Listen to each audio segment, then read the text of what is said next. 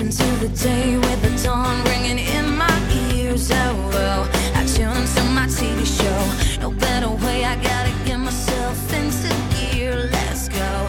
Oh, and I feel good today with my wake up in the morning espresso. I feel good today. It's my feel good breakfast show. Welcome to your Feel Good Breakfast Show. It's Expresso right here on SABC3. And can I just say Happy Friday Eve, everybody? Because it's like the day before Friday. It's a thing, it's a thing. But before we do anything else, and good morning, team. Can we say good morning to the newest member of our team, Zoe's new hair? It's so gorgeous, friends. I've wanted to do it for so long and I finally did it. How terrified were you to get to it? While we were cutting, I was like, there's no turning back now. There's no turning back. But they do say a woman that changes her hair is about to change her life. So I don't know, big things coming. A lot of changes happening. Oh man, it's actually the perfect jumping off point this morning because we're going to be paying tribute to our ladies here in South Africa. It is Women's Month. We should be paying tribute every day of the year. But we have an opportunity to really highlight the incredible work that South African women are doing right now and have done through history. We're going to ask some very familiar faces to do just that. Oh, and then of course JP Sebastian's in the house and he tells us about the movies that we can expect to see this weekend, and he's throwing out popcorns. Not really, because he never does that. He might be really good or very strict. He's been strict this week. He's been really tough this week. And then we've got Ronaldo going to be doing the weather in just a moment. We're going to be taking a look at our What's Trending segment at Celebrity Lookalike. Somewhere out there, Ewan is playing football for some really famous team. We're going to have a little bit of fun with that this morning. Oh, lots of fun indeed. And then we are joined this morning by Josh Vanti. He's with us in studio. He's going to get our Thursday morning started with his music ahead of his UK tour. But more of that and of him as the show progresses. And we also want to wish our Muslim viewers a happy Eid, and we'll be chatting more about that over the next few hours in the show. But before we do anything else, let's catch up with Ronaldo and the weather.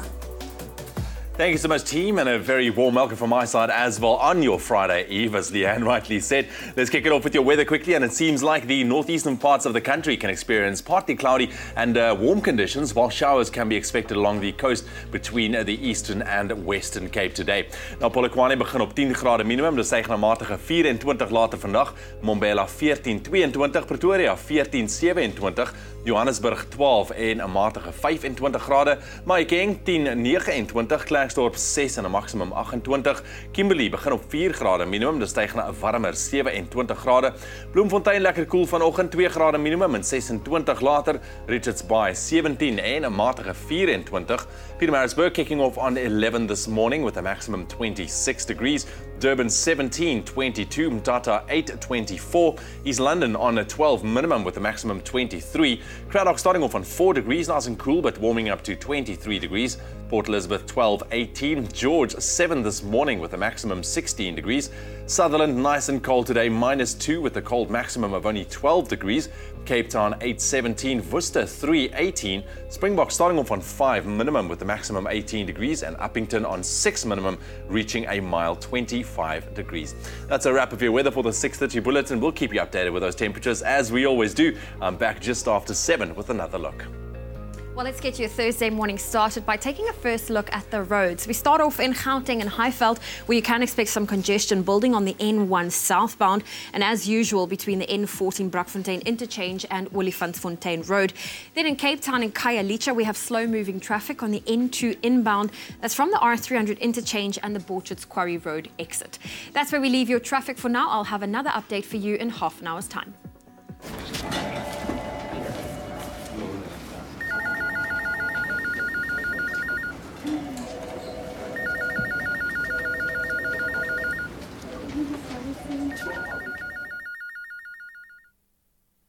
Well, it's time for us to head to social media this morning. And of course, we are wishing all of our Muslim viewers a happy Eid al-Adha this morning. And we are saying, may all of your prayers be answered. We wanted to know from our viewers, do they want to also share some wishes and well wishes for today? Tapela says, happy Eid to my lovely Muslim brothers and sisters and good morning, family. Urshfeb says, good morning, have a great day all. Riyaz says, thank you and much appreciated. Innocent says, good morning, fam. Indeed, happy Eid al-Adha. And then Nelisiwe says, happy Eid to all my Muslim friends. Sia Voya says, good morning fam, have a great day. Brandon also sharing the sentiments, and Jay Love saying amen and good morning Expresso. So we certainly are wishing everyone the best for today, and of course standing with you and hoping that you have the most phenomenal day. But continue those well wishes on Expresso Show SABC3. Then speaking of well wishes, we're going to round off what has been an awesome Women's Month here in South Africa. We're going to get some of our local celebs to pay tribute to the special women in their lives. Absolutely. And then, like Leanne called it, it's Friday Eve, all right? We're looking forward to the weekend. Brand new movies as well to look forward to. JP Sebastian is in the house. We just love him. He's going to run us through exactly we what give you him can 10 expect. popcorns, in fact. I give him 10 pop... No, wait, no, 9.5. Cleaning's one of those things we have to do but don't necessarily want to. Thanks to a very handy all-purpose absorbent cloth, cleaning has never been easier. And just because we're in the kitchen doesn't mean we have to compromise on style or design. Thanks to Chucks and their all-purpose absorbent cloths, cleaning has gone from bland to beautiful. Not only are they attractive, they are super strong, super absorbent, and machine washable. You can use them wet or dry to clean up a mess or for absorbing spills. These all-purpose cloths are great for cleaning windows and glass surfaces, leaving them sparkling without any streaks. Cleaning has never been this easy and stylish thanks to Chucks. Chucks cleans spills like they never happened.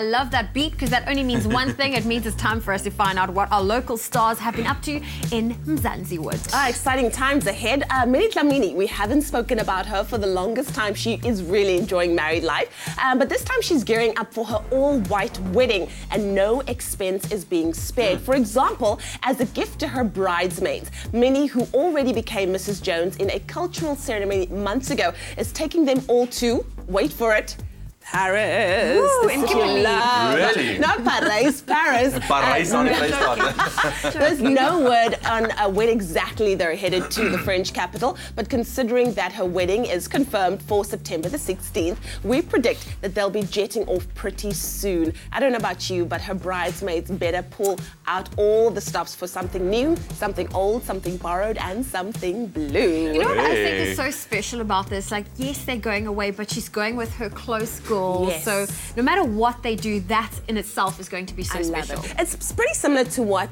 Kim Kardashian did as well. She took all of her bridesmaids and family And just and have showed them a- the best of Paris. Have a moment. That's the thing. That's the thing. Oh, the pressure. Anyways, talking about going overseas, Zweli Dube has confirmed that he's set to star in a Hollywood blockbuster. Now, the actor is set to play the role of Lieutenant Jake Mahlamba in a film called Next Assignment, Code Blue, which is currently being shot in South Africa and is scheduled to be released in the States next year. Now, Zweli says that he feels like this could be his ticket to Hollywood, and seeing that he's both sexy and both talented and everything more, we are siding with him in this one. Just keep the shirt off, because Hollywood likes shirtless stuff all the time, You speak so highly of him now. I do. How does Idris feel?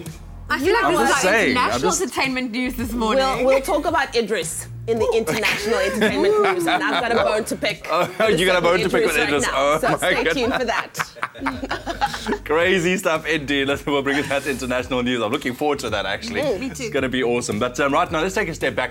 It's been an incredible month, the month of August, Women's Month in South Africa, where we really just showed the love and appreciation to the incredible women that surround us each and every day. And you know what? It shouldn't be just 1 month out of the year. It should be a continuous thing where we share the love every day. That's right. You know what? We love each and every one of you. And of course, the ladies, they build each other up around them. And of course, we asked our celeb friends, how can we continue to celebrate women throughout the year?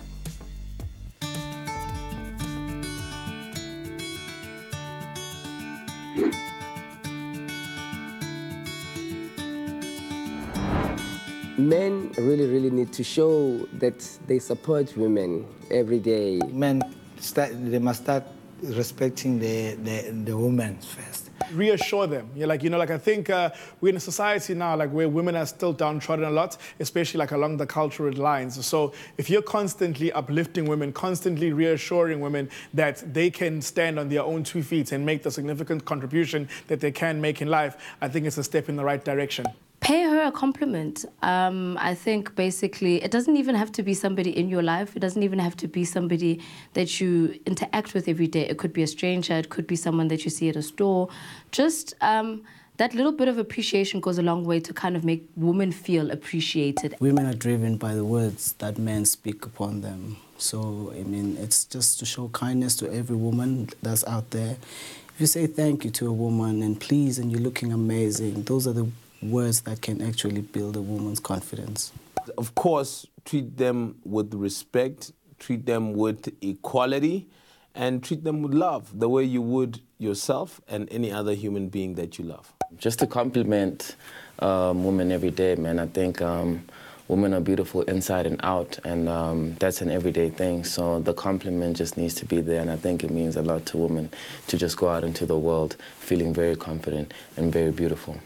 It's not just their beauty, but you listen to women for what they have to say. We don't feel things the same, but it's important to be heard. Just that one compliment per day can kind of make someone feel a little bit better about themselves, and they can continue the day and be a better person at the end of it. Once again, we just love all of the ladies out there, man. Gotta show the love. We love you, Zoe. You and your new hairstyle look amazing. As well, thank you. Look amazing. But listen, we know this. We spoke about this August, of course, a Women's Month, and where we celebrate women in South Africa. So we thought it fitting to continue the celebration in our Throwback Thursday segment this morning. Now, on the 29th of August, that was back in 1987, the FedSAW launched its new branch in the Western Cape. And leading women in the South African struggle were honoured at this event. And we're taking a look back quickly at exactly what went down and some historic moments around it as well. Well, it's the reason why we have Women's Month here in this country. And I'm just amazed at how progressive the ladies of that era were. So the Federation of South African Women was one of the women's rights organisations that it emerged in the 1950s, and they conducted a massive campaign against apartheid laws, specifically pass laws. And the organisation was multiracial and was made up of mainly women. There were a couple of gents standing proud as well. And they drew up the Women's Charter at their first conference. And the Charter, it called for equality of opportunity in employment, equal pay for equal work, equal rights regarding property, marriage and children, and the removal of the laws that then denied these equalities for women. A massive leap forward. The Charter also stated that freedom would not be won for one group of people or the people as a whole if women were not set free of their constraints too. Such a powerful statement. And the demands in the Women's Charter were later incorporated into the Freedom Charter by the Congress of the People.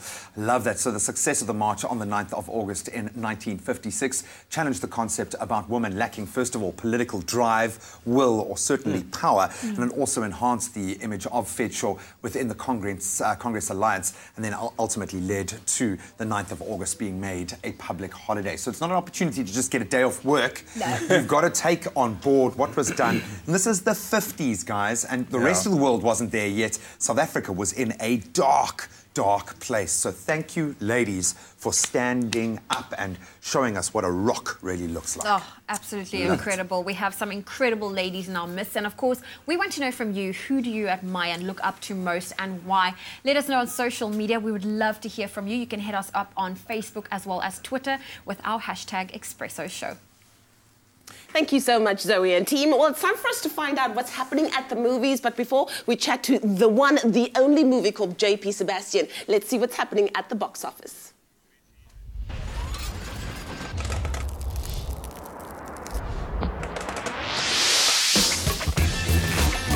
This is the South African top 5 box office hits over the last weekend. Annabelle Creation only makes 5th for week 2. You guys, presumably one must subsequently turn down as well. Girls Trip falls 2 to 4th. How's a French-Belgian animation 3 weeks in 3rd?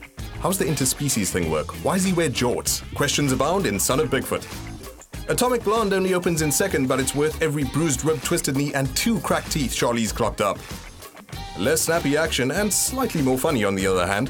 The Hitman's Bodyguard takes 1st again.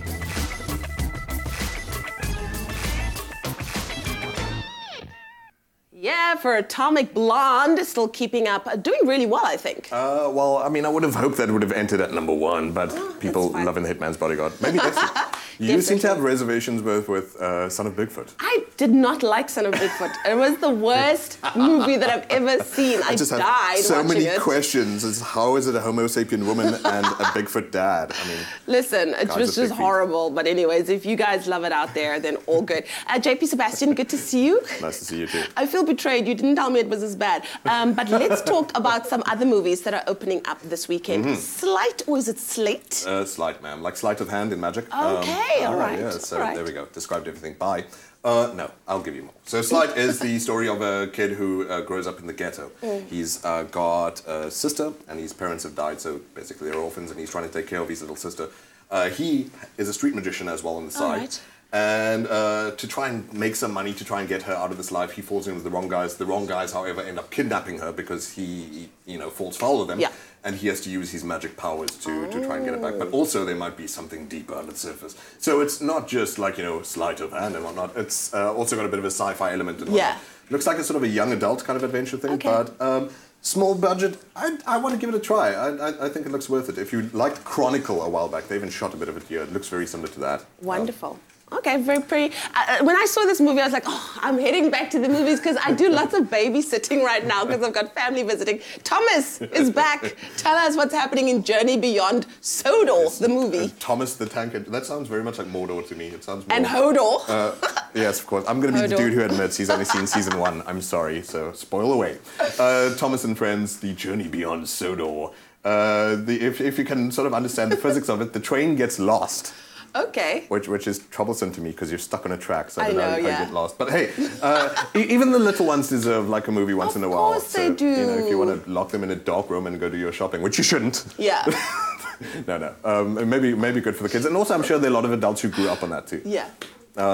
Next up, First Kill. You went quickly. You were like, I'm gonna go. I have no hate for Thomas the Tank Engine. It's just that I'm on the Postman Pat side of things, really. All like, right. holding it down there. He's right. my guy. Well, let's look at Bruce Willis. Still making movies, ladies and gentlemen, in First Kill. What's happening here? And he's not been back in like a good one for a while. I think the last one that I found maybe memorable for him was Looper, the one with Joseph Gordon-Levitt and whatnot, the time travel one. But this one is another one that I believe is going to be a bit of like a schlock fest of just action and stupid fun, ideally. For some reason, I'm also willing to forgive this one, and I want to go see a stupid action movie where Hayden Christensen, the kid from the bad Star Wars movies, gets... Hey, the Phantom Menace, you like that? I doubt it very much. Graham's got the lightsaber and everything, and the face paint. And then, of course, the one that I'm going to see tonight, Fun Mom Dinner. Oh, look at JP's already like, You know, I had somewhere I planned to be, and so... Come on, be kind. No, I cannot. Like, seriously, this includes people who I love, like Paul Rudd. I've got a tattoo of him on my back. Oh, wow. No, that's not true at all. Please don't go do the research. It's bigger than than you can imagine. Yeah. So, Paul Rudd, Adam Scott, Rob Hubel, David Wayne, he's a great writer. Molly Shannon, who's a heavyweight. Love Molly. Superstar. No, man, they make no effort. Like, I hate cash machine comedy. It's really disappointing in that respect. Okay, well, I'm going to go see it tonight. He has not dissuaded me at all, but I'll tell you what I thought about it on the socials a bit later on. But then, of course, we are looking at the movie starring Tom Cruise a little bit later on, American Made. I wonder what it's about. Never fear, because JP is here. Fear. Find the best entertainment at New Metro Cinemas. It's your scene. I've got to see that tattoo of Paul Rudd on JP's back. It's ridiculous. Anyways, listen, so here's the deal. The Expresso New Metro Movie Club, it is so in demand, so we thought we're going to respond to that by giving away literally hundreds of tickets. Oh, that's exciting, and that better have your attention because this is how you can win. Make your movie dreams come true in a thrilling cinematic experience with the Expresso New Metro Movie Club. Be a part of an exclusive nationwide pre-release screening of The Dark Tower in 4DX on the 5th of September. You could also be on screen as Expresso will film all the fun and excitement. To stand a chance to win your 4DX seat in Johannesburg, Cape Town or Durban, SMS the keyword Dark Tower, your name and city to 40675. Don't get left in the dark. Be one of the first to see The Dark Tower with New Metro. It's your scene. Oh man, and what a way to see it. So we figured we had to really distract you from thinking about JP Sebastian's tattoo of Paul Rudd on his back. I wonder how low down it is. So we're going to show you a couple of celeb lookalikes that are trending online at the moment. Then maybe you look like this particular celeb. Josh Vanti is here. He is ready to blow your mind with an unbelievable performance of a brand new track. Stick around. We'll see you now.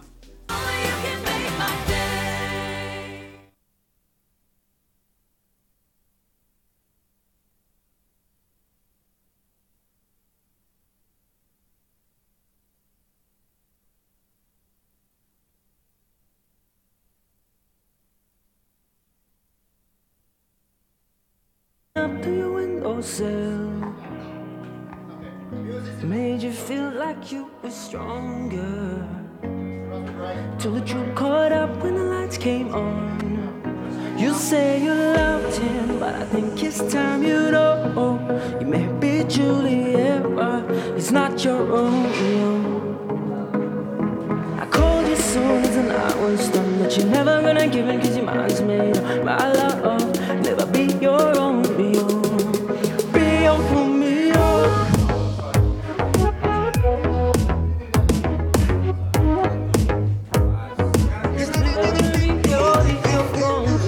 That's cool, bro.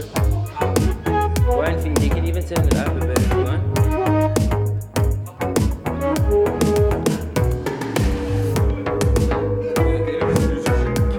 I think that's feeding now. Yeah. I called you songs and I was done, but you never gonna give in 'cause your mind's made up. My love, never be your Romeo. The smoke in the crowd, I saw you kissing. All the dancing lights moving on your skin. Should've known you know what to do.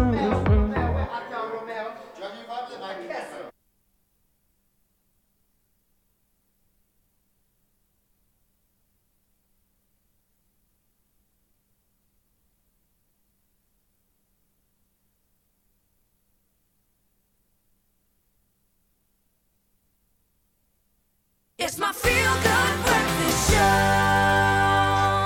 Welcome back. As I always say, your timing is perfect. More music here on your Feel Good Breakfast Show. And I think it was in his formative years that singer-songwriter Josh Vanti over here started harboring that love for playing guitar and writing unbelievable lyrics. But it wasn't until 2015 when he landed that record deal that most artists dream of that he started producing some very radio-friendly hits and hit after hit. And he's here right now to perform one of his latest, It's Romeo.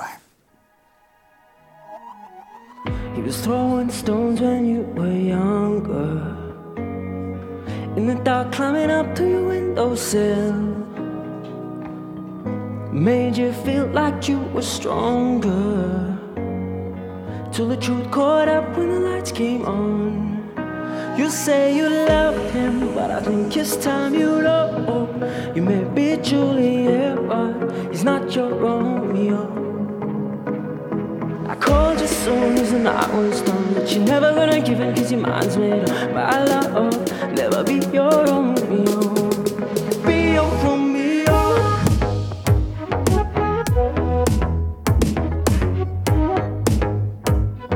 He's never gonna be your Romeo.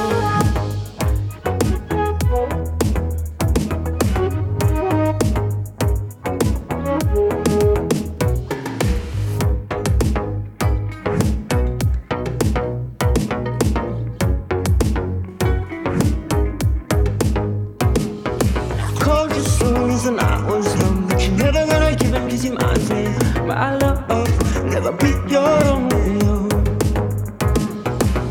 In smoke in the crowd, I saw you kiss him. All the dancing lights moving on your skin. Should've told you now, but the time was wrong. Should've known by now, but I bit my tongue. Should've known by now, hey, hey. You say you love him, but I think it's time you know you may be Juliet, but he's not your Romeo. Called you soon as the night was done, but you're never gonna give in cause your mind's made up. My love, never be your Romeo. Be your Romeo.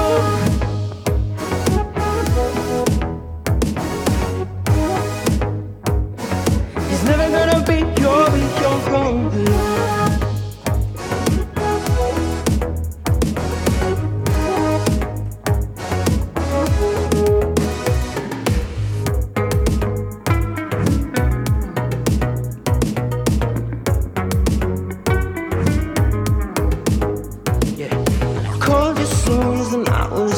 You're never gonna give in cause your mind's made. But I love, never be your Romeo.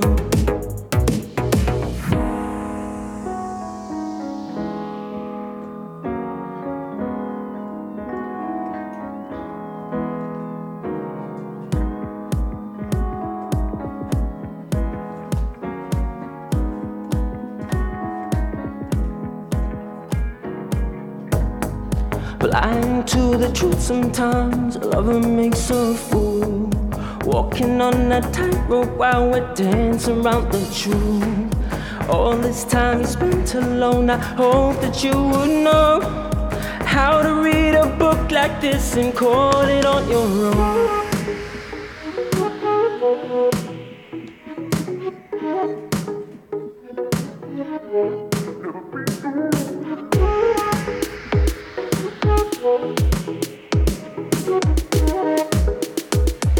He's never gonna be your Romeo.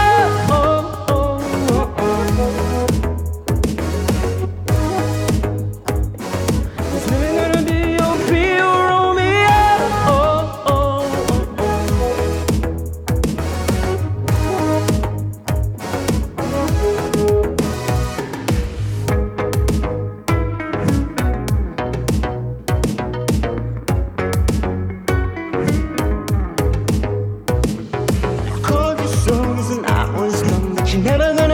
demands with my love. Never be your Romeo.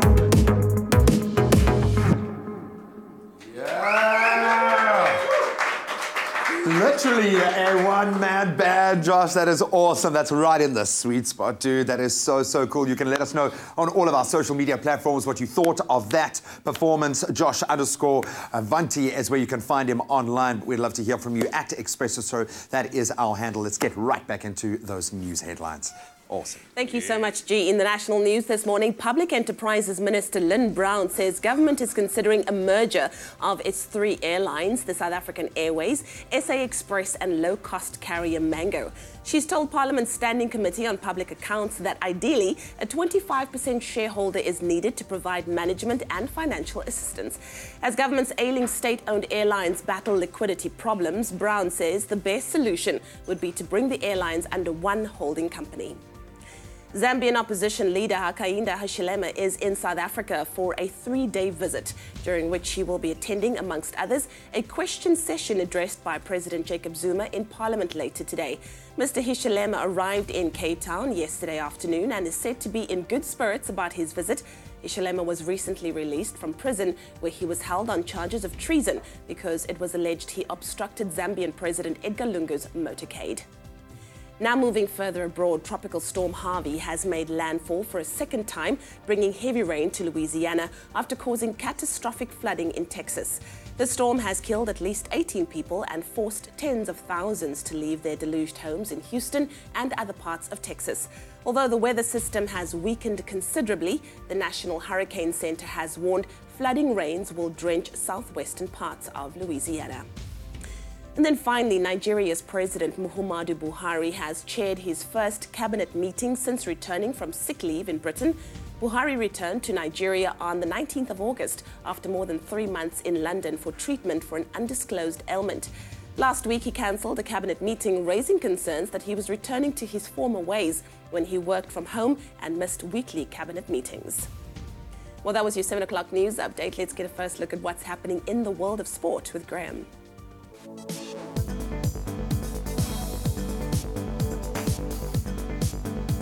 We start with the big news breaking yesterday in the world of cricket. Former West Indies cricket player Otis Gibson has been confirmed as the new head coach of the Proteas national cricket team. So Gibson, who is the current England bowling coach and clearly doing a brilliant job there, comes into the South African side having served as head coach of the West Indies from 2010 to 2014. And taking over from mid-September, Gibson's first big test in charge is going to be a 2-match test series against a high-flying Bangladesh starting on the 28th of September. Then heading further afield, the South African women's netball team were in action yesterday as they lost out to Australia in their second match of the ongoing quad series. The 58-52 result in Canberra saw the Australian Diamonds keep their 54-year unbelievable winning streak against South Africa intact. However, it's getting closer that as they secured their second win of the tournament. South Africa returned to the quad series action this weekend as they take on England on Sunday, and that's in New Zealand. Then Colombia's Miguel Angel Lopez was crowned champion of Stage 11 at the Vuelta a España yesterday as he crossed the line first after 187 kilometers. After attacking in the last 2 kilometers, the 23-year-old Team Astana rider clocked in a winning time of 5 hours, 5 minutes and 9 seconds. Team Sky rider Chris Froome finished the stage in second place to extend his red jersey lead over Vincenzo Nibali in 1 minute, or now to 1 minute and 19 seconds. Then the big scalps continue to fall at the US Open. Eugenie Bouchard's season was hit with yet another major blow last night as she suffered a first-round loss at the US Open. The 23-year-old slumping to a 7-6, 6-1 loss to Russia's Evgenia Rodina, which saw her knocked out of the US Open in round 1 for a second consecutive year. Elsewhere on the day, Dominic Thiem and Gael Monfils progressed, while Nick Kyrgios, he suffered a round 1 exit as well. That's where we leave our sport for now.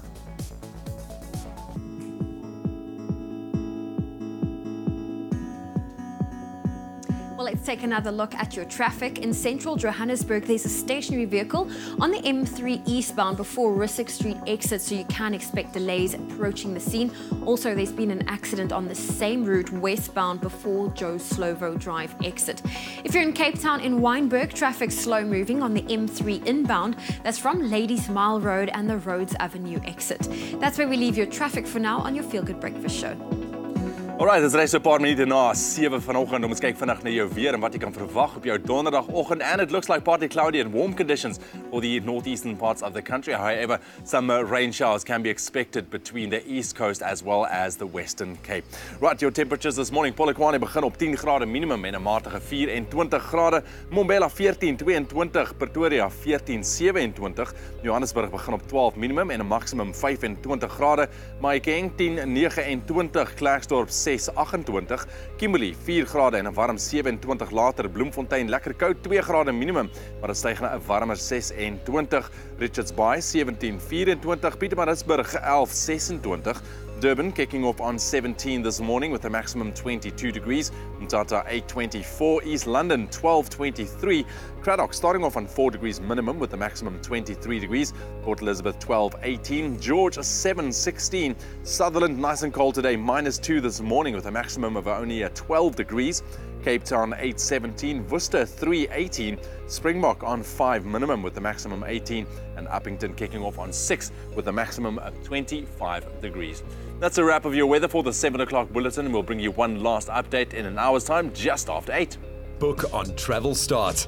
We will turn your guilt trips into good trips. Time to have a little bit of fun this morning. See what's trending online. Get into some of those interesting, funny, and random things that we have stumbled across online. And certainly trending on our timeline. Hopefully by the end of today, they'll be on yours as well. So let's have a little bit of fun this morning. We know that we've got Ronaldo running around our set somewhere. Yes.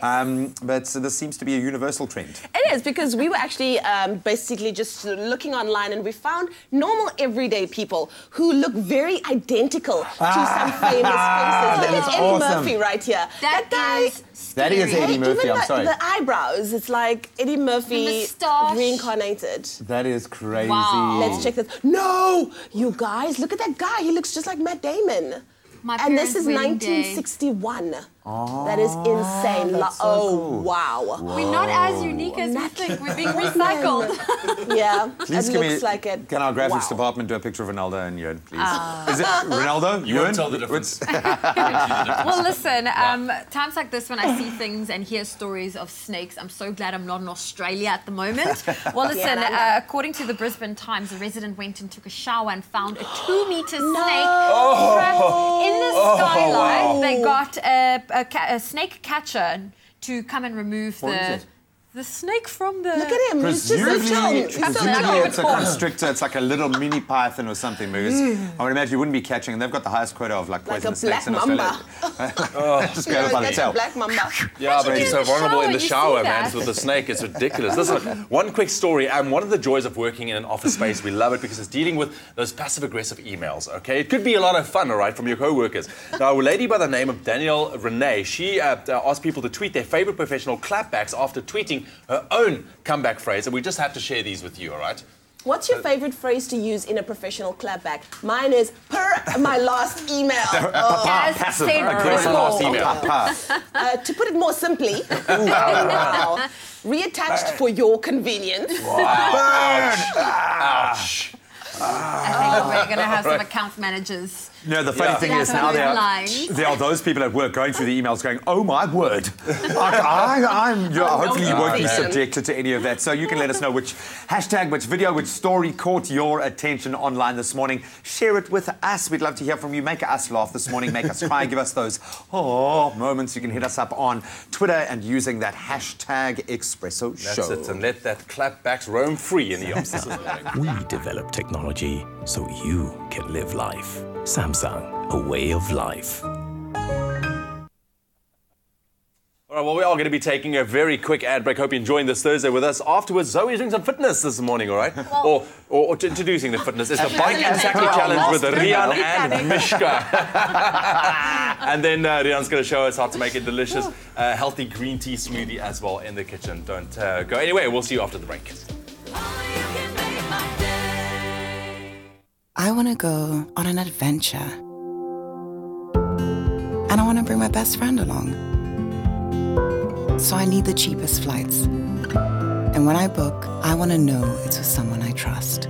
That's why I'm choosing Travel Start. Celebrate Travel Start's birthday from 28 August to 1 September and book cheap travel deals online, like return flights to Bali from 4999. Travelstart.co.za. Travel made simple.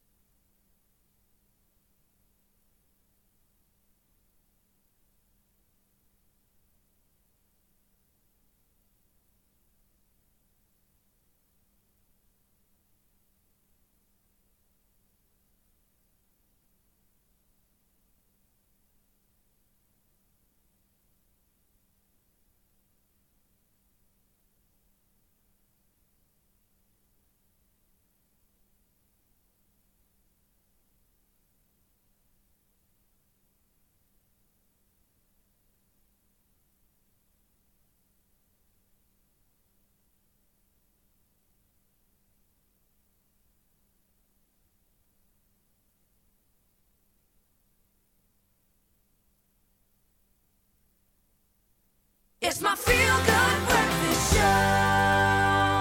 Welcome back. You're tuning into your feel-good breakfast show, Expresso, right here on SABC3. All right. Thank you for joining us on this Thursday morning. Let's bring you a little bit of an update in terms of what's happening in the tech world. And our first story this morning, Uber is in the spotlight, man. Dude, I had no idea what was actually going on. Same here. This might actually shock a couple of you at home, but there is light at the end of the tunnel. So Uber obviously been in the news quite a lot lately for various reasons, but this week in particular, they confirmed a new CEO at the helm, of course, in the form of Dara Khosrowshahi. Hopefully I've said that right. Dara Khosrowshahi, former CEO of the American travel company Expedia, a real big gun. And though it might not seem like a big deal to consumers, the first thing that he has done in his new role is scrap the very controversial practice of post-ride tracking. I had no idea that they were even doing this for some time now.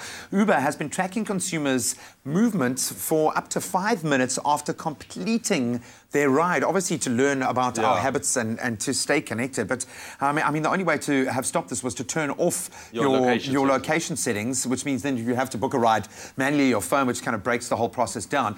And it really is obviously a massive invasion of privacy. And you can imagine how it's angered a lot of customers due to that invasion of privacy. And a lot of them, I think, would have just disconnected from Uber as an app. I probably would have if I'd known. Yeah. Even have any idea, but it's going to come with the new update, and the new update is going to be rolled out soon. Okay. Terrifying, man. Wow. That is absolutely crazy. I want to turn my location settings off right now, man. But I mean, we've spoken about this in tech before. You know, when you're going to be careful. You know, how do you go about using and which permissions you set on your phone with regards to location being on or off. So. Yes, as soon as I get my S8, I'm going to be Bixby. Just make sure I'm secure. Make sure I'm secure, Bixby. Make sure I'm secure. But that's what's been happening in the world of tech. Something new for Uber.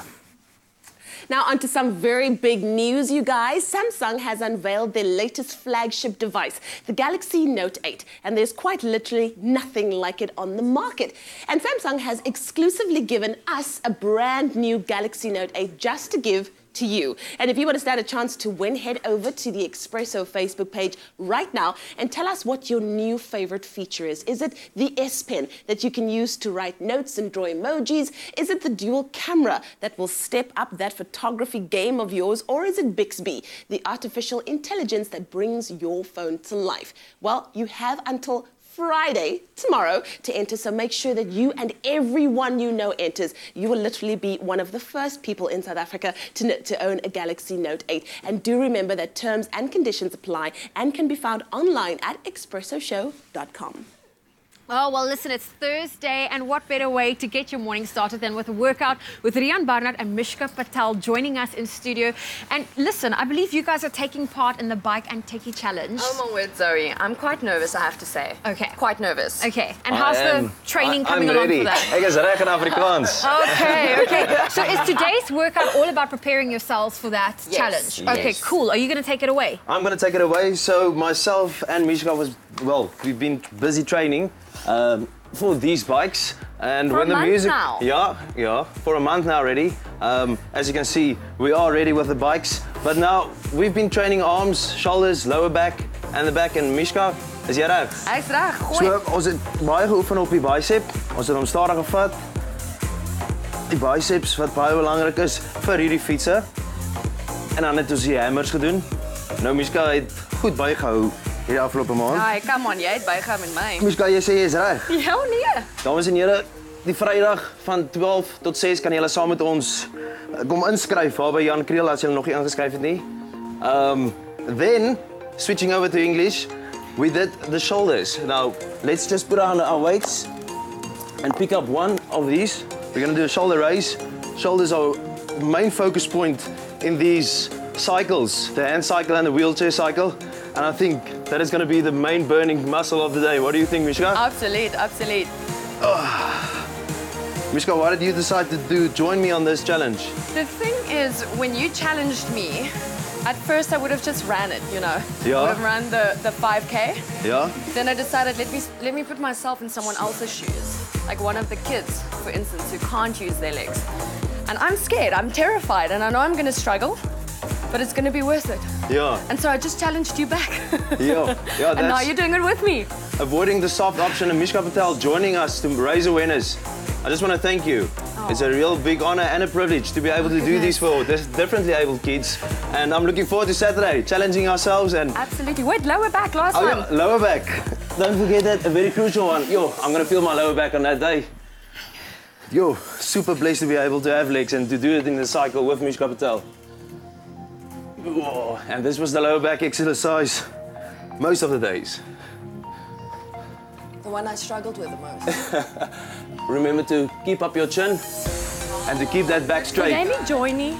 Listen, I'm wishing you guys all the best of luck on your Bike and Techie Challenge. I think it's incredible. It's all about working the arms, the lower back, but most importantly, preparing yourself for the race ahead. So wishing the two of you all the best of luck. Thank you, Zoe. Let us know how it goes. Yes, we will. Rian Barnard and Mishka Patel on your Feel Good Breakfast Show.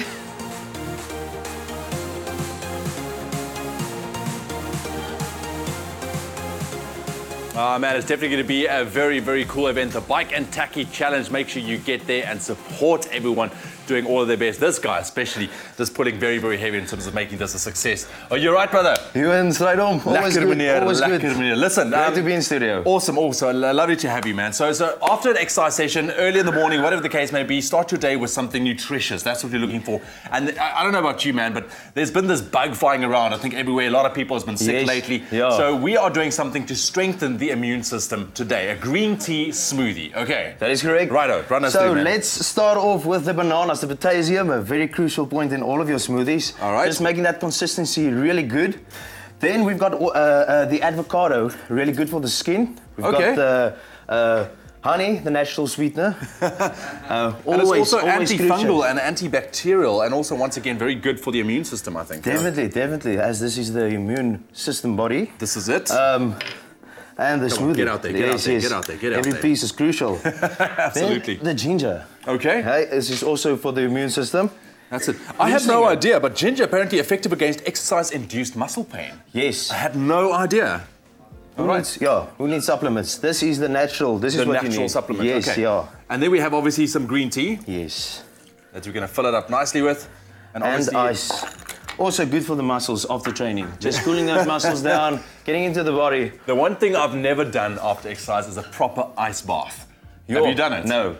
Something to do. I am actually terrified of doing that. Okay, but let's put this together. The keyword is drink. SMS that to 33728. 33728. 33728. There we go. Immune system. Just like that. Immune boosting smoothie. Rian, my bro, baie dankie. Baie dankie, Johan. Hierdie gaan baie fantasties wees. There you have it. You can see it's got a little green tinge to it. Let's put it in there. The keyword is drink. Once again, the SMS that to 33728. 33728. And you can get your hands on your immune boosting smoothie nice and early. Perfect for breakfast or after exercise. Cheers. There we go. Thank you, Johan. Lekker, man. Lekker. Ah, lekker. Well, you know what? Most 11-year-olds expect really awesome gifts for their birthday.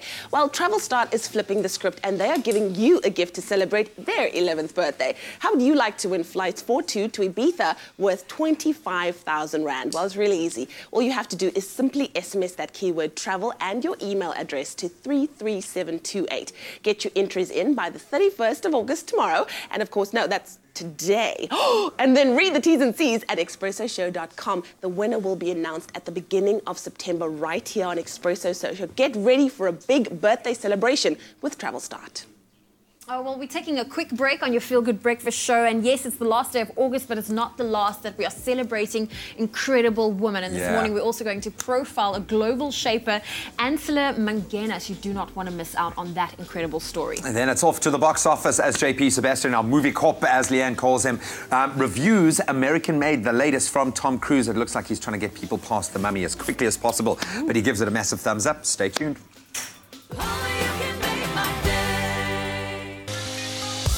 Travel Start is celebrating their 11th birthday and they've got a gift for you. One lucky Expresso viewer will be making their way to the party capital of the world when they win flights for two to Ibiza, worth 25,000 Rand. To enter, SMS the keyword travel and your email address to 33728. How easy is that? The competition closes on the 31st of August and all the terms and conditions can be found at expressoshow.com. Crazy. I'm not used to being on this end of the camera. At least it's just madness and mayhem generally. Yeah. It's like much ado about nothing. It's just crazy build-up. Was that it? Yeah, exactly. It's Bryn Lake, eh? Bryn Lake.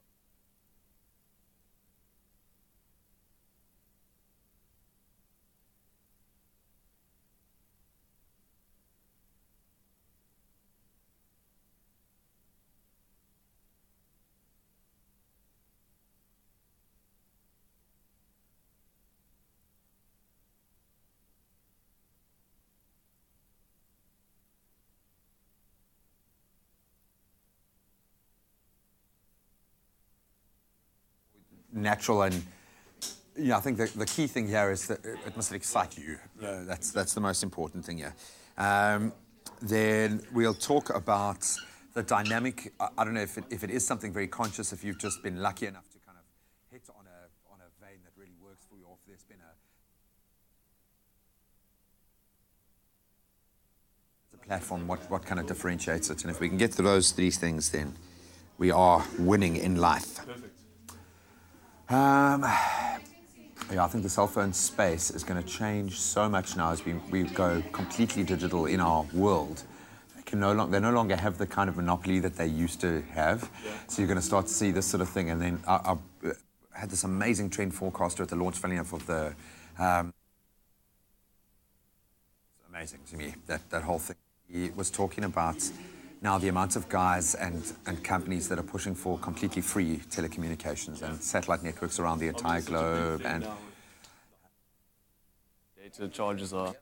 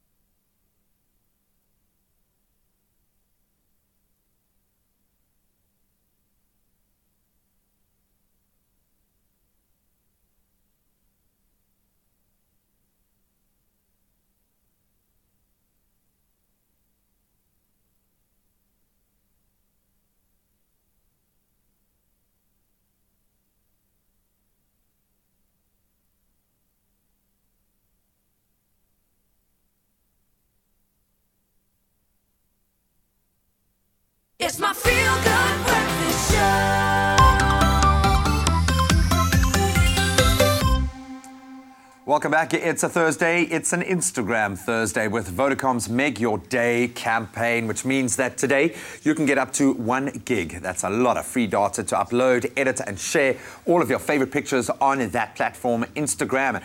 Content creator Bryn Lake is here to tell us about his photography and the use of Instagram, his content. Bryn, welcome to the show, dude. Thanks shake for your hand. Mainly to congratulate you on your incredible success on Instagram, dude. You really have used this platform in a brilliant way, and we've had a lot of photographers on the show using it, but you're not a photographer. You call yourself a content creator. How did your kind of love affair with Instagram all come about? It probably started, I started taking photos about 5 years ago, I'd say. I got an iPod Touch in 2011, so I started throwing photos on there on Instagram of my shoes with Instagram filters on there, which looked terrible. And then I got a camera at the end of 2012, I'd say. And it all just started from there. I couldn't put it down. Wow. I really couldn't put it down. So just developed into a passion and something that I really love doing. So, yeah. I mean, your work really does speak for itself and lovely depth of field. I mean, you really are progressing as a photographer. I think you might want to add that to your CV now. But how would you describe your work? What typifies your kind of photo, your kind of content? That's a very good question, actually. Have you figured it out yet? not quite. But in my bio, it actually says consistently inconsistent. And I think it fits well with what I do. I do a lot of landscapes. I'll do travel. I'll do portraits. So I jump around a bit, and I don't want to be restricted to one genre. So I think that's the only way to really answer your question. But that being said, I mean, looking at the amount of likes that you get and certainly the unbelievable following that you have clicked somewhere along the line, you figured it out. Yeah. What is that dynamic? Is there a particular dynamic that you stick to be successful on Instagram as a platform? Definitely, I think so. I think you really need to be consistent in the quality of photos that you post. Not only the content, but you need to make your audience want to come back for more. Differentiate yourself. Exactly. Yeah. I think, and also just incorporating yourself into what lens are you using, bro? That was a bit of a composite in Photoshop. The stars aren't that clear in Sydney. Which you're allowed to do. You're allowed to do. True. Why Instagram? This has obviously become your home base and clearly a platform that you use really well. Why Instagram as that platform of choice? I think just the community. The community is I think the community is bigger on this platform than any other platform, and it's more tight-knit. There's so much room for inspiration and for people to help you. I mean, that's how I started out. I messaged people, I commented on their photos, and they were more than happy to let me know on how to get certain shots and meet up and take photos. So I think that's why it's a platform for me. No, did you take that yourself? You've got a really long arm. No. My girlfriend took that one. I think I've taught her a thing or two. So, oh, dude, man. No, your work is really inspirational. I think just like you've been inspired by other people on that platform, I think you're doing that for a lot of young photographers and content creators out there.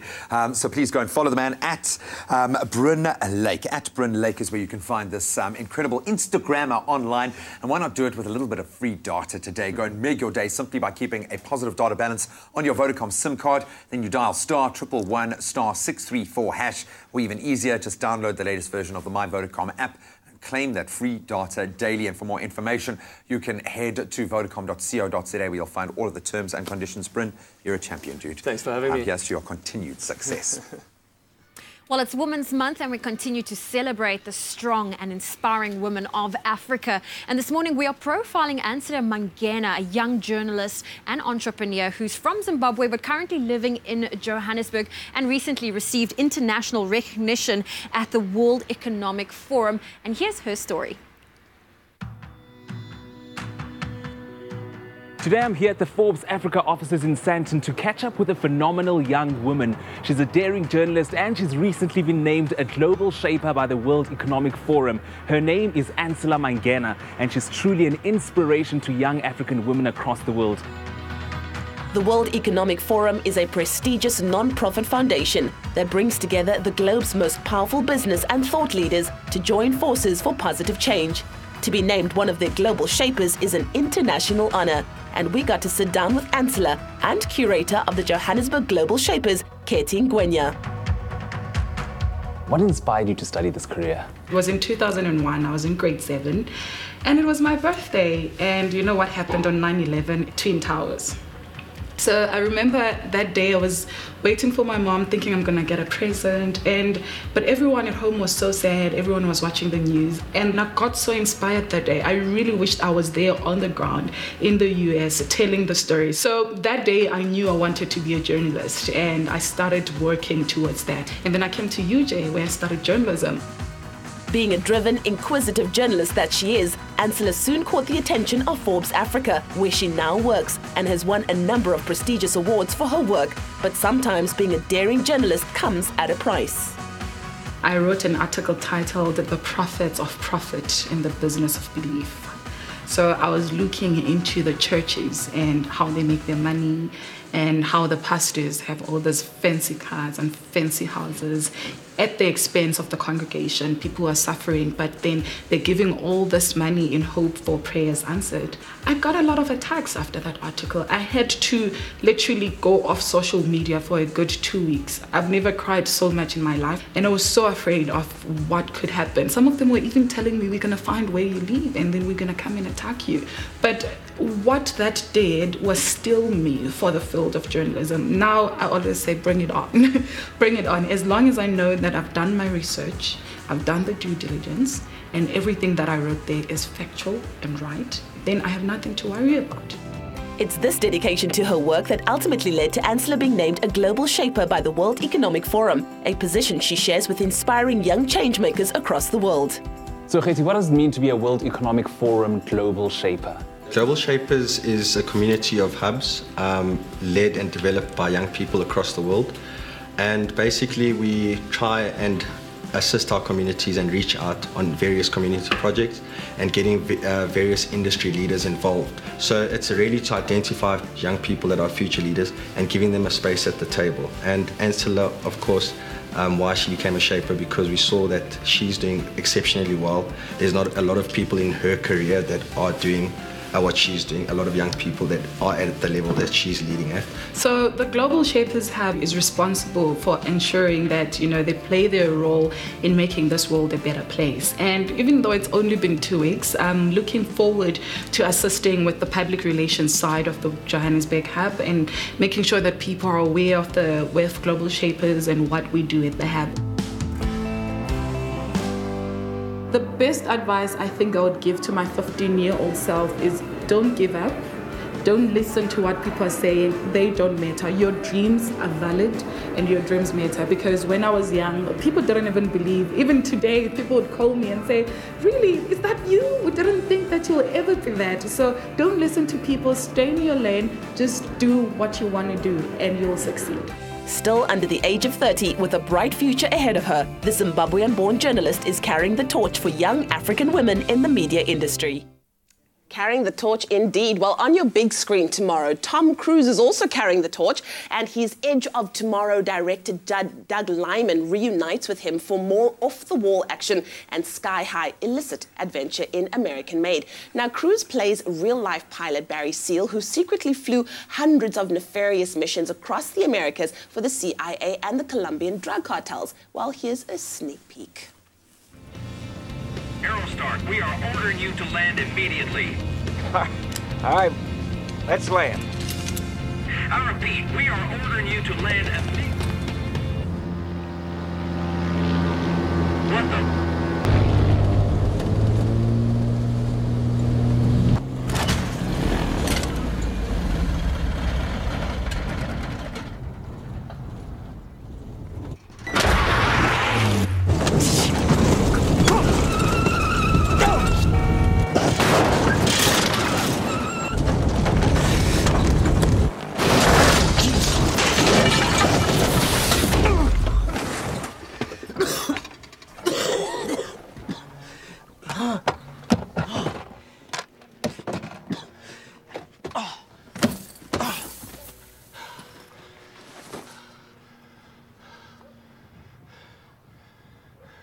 Is this your yard?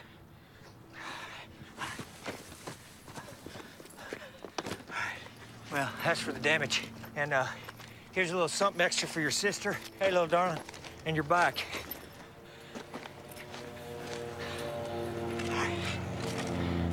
You never saw me.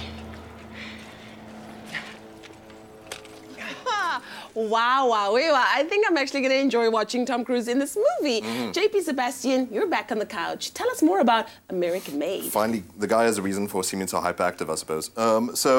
Doug Liman, of course, directed him in Edge of Tomorrow, and I think one of the reasons why you might like him in this is I sort of like grew a soft spot for him again after watching The Edge of Tomorrow because Liman casts him as this weasel. Yes. You know, every other movie he's made, he's messianic. He's the only thing on the poster, and the title of the movie is like tiny. Exactly. So, he's it's a true story, by the way, of a pilot named Barry Seal who was sort of just, I suppose, a swashbuckler, like a guy looking for thrills, except he made $5 billion off running drugs.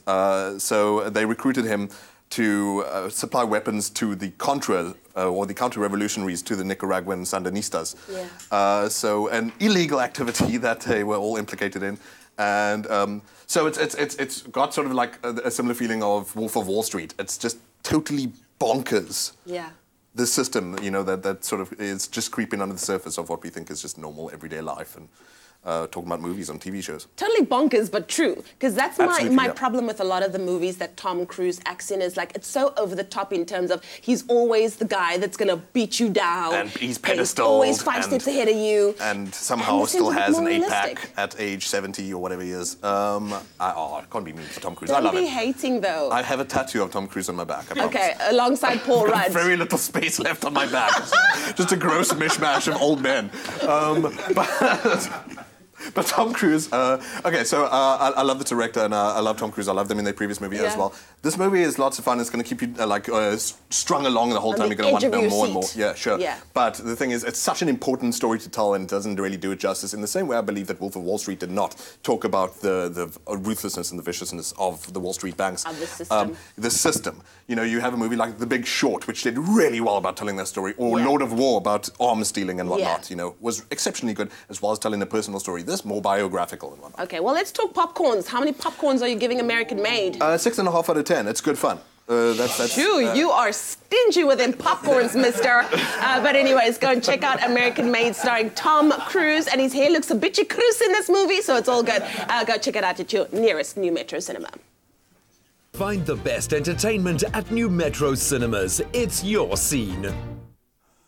Oh, JP Sebastian, one of the highlights of my week. Well, certainly a highlight tonight. Top billing back with the best of the good life. And it doesn't get much better than Thando Tobeta. She is going to take us behind the scenes of her latest magazine cover shoot, where she also gets to meet Steve Mark and Sean McCullough, two international models. Steve is an absolute champion, and she's going to get to know the boys up close and personal. You can catch it all tonight, 8:30 on Top Billing. This Thursday, Jonathan visits the Garden World Spring Festival. Okay. What do you think, ladies? Awesome. It's looking good, eh? I am so impressed. You've taken to it like a fish to water. I'm a natural, right? Natural. I'm a natural gardener. I can get used to it. It's very therapeutic. Lovely, Jonathan. I just love being outdoors, and it's a great reason to be outdoors and just relax, and it really is like therapy.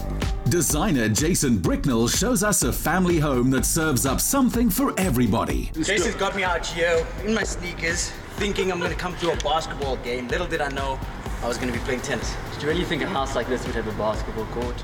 True that. Well, luxury only speaks in tennis, apparently. Our very own Ayanda Tobeta is living the dream. I feel very honored to be on the cover of Cosmo. How do you feel in this magnificent dress? I love this. I think it's magical, it's whimsical. It reminds me of a fairy tale, a story, and actually it's kind of what's happening today. It's a fairy tale, yeah. Choreographer Ngateko Takis Maswanganye ties the knot with Englishman Chris Dinwiddie. I'm not actually that ashamed anymore. We met on Tinder. We were ashamed. Well, it's a bit cliche. However, I think you were like the 1%er, right? Where it was like right swipe, ooh, she's hot, right swipe. And then about a month later, you decided to go on a date with me. I know. It took me a month to reel you in. We explore a landscape filled with tree houses, artists, and memories of Madiba. The cultural, natural, and historical wealth of the Midlands rivals some of the best spots in South Africa. Today, we're here in the heart of KwaZulu-Natal at the Midlands Meander, at the very site that Nelson Mandela was captured. Models Steve Mark and Sean McCullough prep for Joburg Fashion Week. I'm Sean. Yep, there you go. And I'm Steve Al. Catch us this Thursday. On Top Billing, SABC 3 at 8:30. The stage is yours. Let's go. Oh, well, listen, we're taking a quick break on your Feel Good Breakfast show. Can I just tell you I'm very excited for international entertainment I'm looking news. forward to this. Leanne will have a bone to pick as Idris Elba is spotted with a brand new woman. A mystery woman. A mystery woman, not a new woman. I wonder. Listen, and then as we wrap up Women's Month, it's been a phenomenal month in terms of honouring the brilliant women around us. But we hear from our favourite celebs. How do they suggest we continue celebrating and honouring the brilliant women in our lives? We'll have that and a whole lot more after the break. Stick around.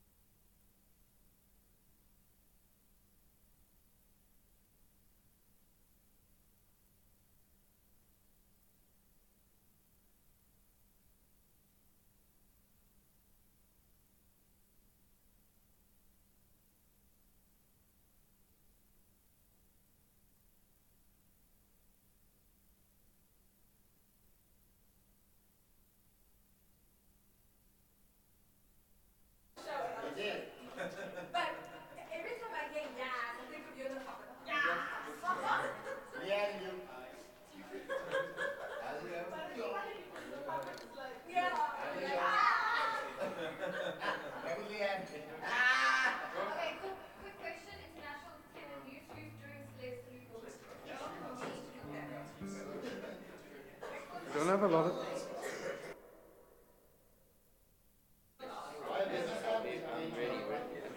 Yeah, go straight into song.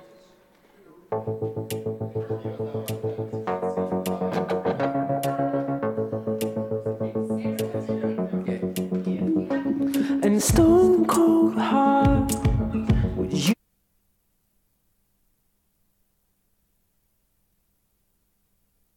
It's my Feel Good Breakfast Show. Welcome to it. This is your Feel Good Breakfast Show Expresso right here on SABC. Three of you have just joined us. Hello, good morning. It's a Friday Eve, as we always say, but entertainment news. The international front this morning. I'm looking forward to this one. You have such a smirk on your face. I'm done with you. I'm done with you. No, okay, you're let's done with... get into it. No. Okay, so the Osbournes have come a long way since their reality show days. Case in point is Jack Osbourne, who not only married, who is married and is a father of two adorable little girls, but he's about to become a dad yet again. Aww. So Jack and wife Lisa took to Instagram to share the news by posting a photo that clearly shows Lisa with another little bump, which is so cute. And of course, we don't know the gender of the baby, we don't know the due date, but we do know that it might be time to add a little bit of a boy into the mix. You know, boys just kind of like throw everything all over the place. He looks like an awesome dad. He really is an awesome dad. Look like an awesome dad. Of course, the little girls, Clementine, Paul Clementine and Andy Rose. I think they're going to be amazing older sisters. So I can't wait to find out more about them. Congratulations to well, them. the moment that Ewan has been waiting for. And Zoe, and Graham, and the rest of Expresso. I have a slight sore neck because when I saw this picture, I whooped my head around so quickly. Idris Elba is, of course, one of the most eligible bachelors around, but could he be off the market? Well, the hunky actor was actually spotted at Manchester Airport this week with a mystery woman who not only arrived with Idris, but also shared a few laughs with him before seeing him off. There's no word as to who the female companion is just yet, but one thing is for sure, that if it ends up being something more than just his personal assistant or his makeup artist or his nanny for his baby boy, my heart is going to be very broken. This is chilled right now. This doesn't say anything. You see now, can we put that first picture back up quickly? This of Idris Elba. He's like, Leanne, My heart does not belong to you. This heart of mine. No. Please, don't try and break up a happy home here, okay? Our producer just said in our ear, it's Manchester. Thank you, Oh, Manchester. goodness. Oh, that's why we pay Look Byron at the that. big The bucks. end. He's like, what is but he thinking You know there? what, guys? I just want to say that true love wins in the end. So I will hold on till the day that any girl has a ring on it. So I'm hoping. Hold on to it. Yeah, we wish him the best, whatever he decides. Well, that was our international entertainment news. Very spicy indeed. Well, listen, as today's the last day of August, it's also considered the end of Women's Month, but we will continue to celebrate Women's Month every single day. And we asked our celeb friends to help us out in exactly how we can do that.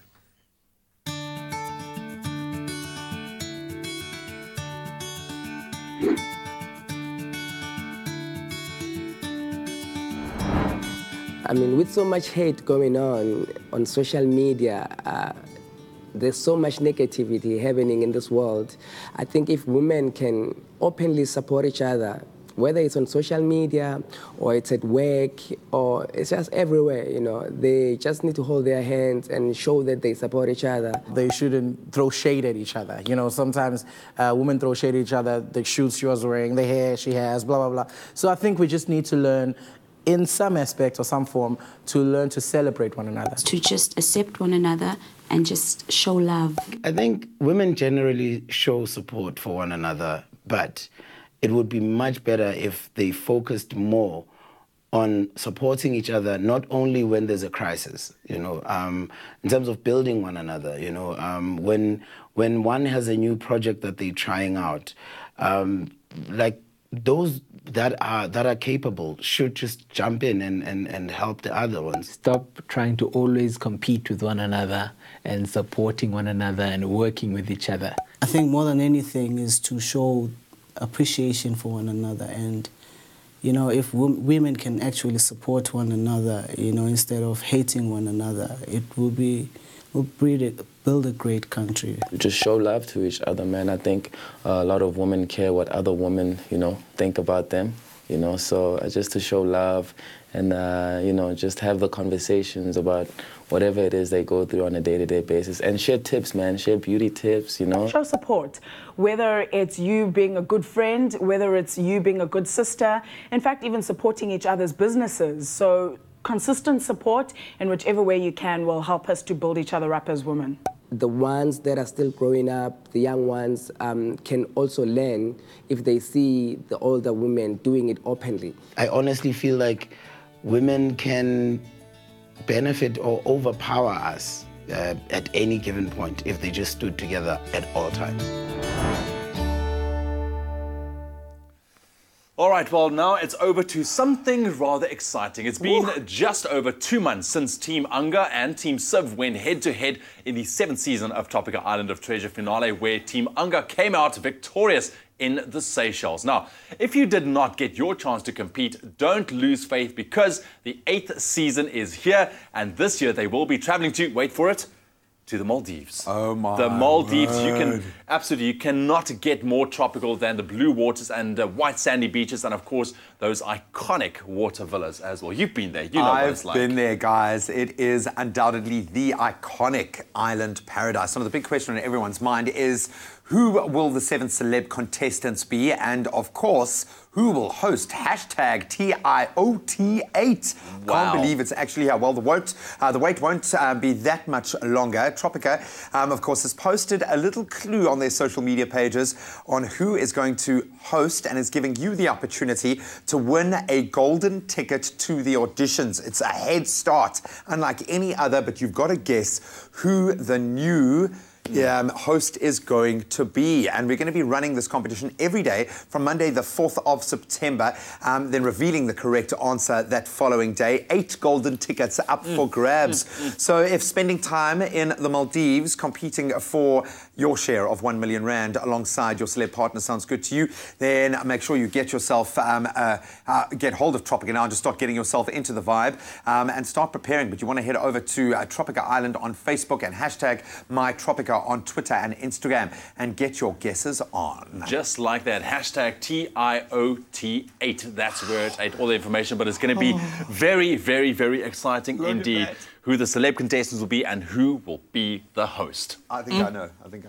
Well, I think a lot of us would much rather be on an island than have to sweep, clean, scrub, you know, just do all of the things, all of those household chores that are an absolute necessity. Well, luckily, there's a new app on the block that can do all of that, and you can download the Snappy Home app from the comfort of your own home. Often life can get so busy that we seldom have time to do the things we want to do, let alone need to do. When it comes to some of those cleaning tasks, sometimes we even forget how to do them. Luckily, there's now a home service app that can get your house looking right as rain in no time. Whether it's cleaning your curtains, freshening up carpets, or a full home spring clean, all you need is one app to get it done. Tesha, on a day-to-day basis, I think most of us actually manage to keep our houses tidy, but when it comes to those big tasks, like cleaning a carpet, that can take the juice out of our weekend. It takes so long. How can your new app save me time and effort? There's so different kinds of cleaning that can happen in your life. You can have a party over the weekend, a braai or something, and then your home is just dirty. And then Monday starts and you need some help. You book Snappy Home and we will come out and do whatever you need, from a carpet clean to cleaning the couch. We can come in and just do that for you. It's all clean and fresh.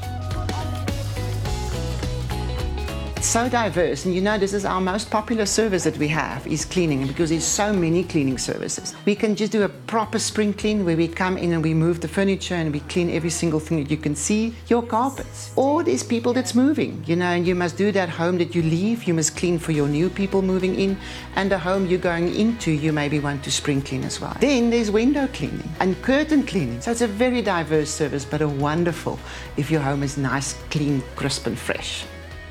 50 to 60% of cases get executed the same day it's booked, and that's what we call on-demand services.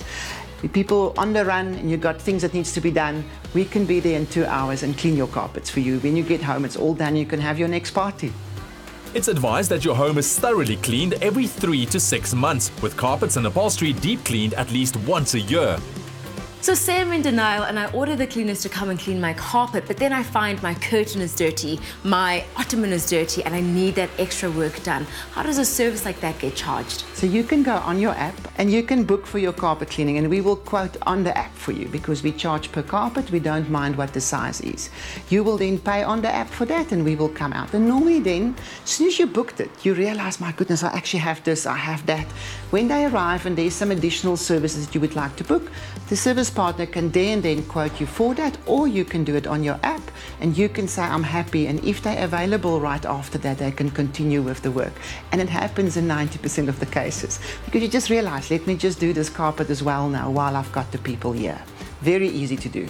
If I'm brand new to this app, how can I go about booking my cleaning services? You go to your Play Store or your App Store on your phone, you type in Snappy Home and our very popular hand will come up.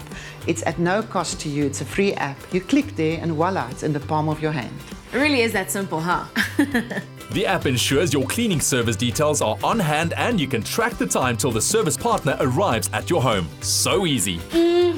It is smelling like a breath of fresh air in here. It was a bit dusty before, hey? Yes, people forget how often they need to deep clean their carpets and upholstery. So if for carpets and upholstery, we've got the tools. And you guys do an amazing job. But get out of here, I need to take a nap. All right, take care, keep well. Thank you. And it's that easy. Your house can be squeaky clean in a snap. Snappy Home. We make life a little easier.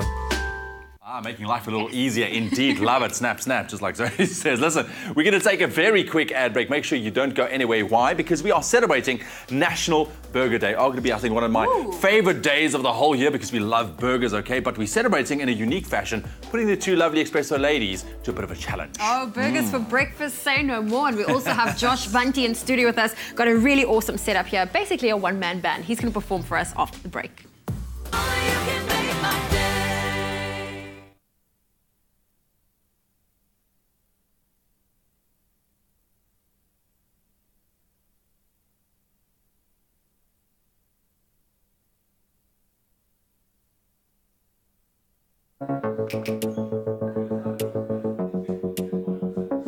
In stone cold heart, would you have lifted me from out the dark when I was tearing at the seams? Yeah. When I was tearing at the seams, and northbound train, please stop so I can jump back home.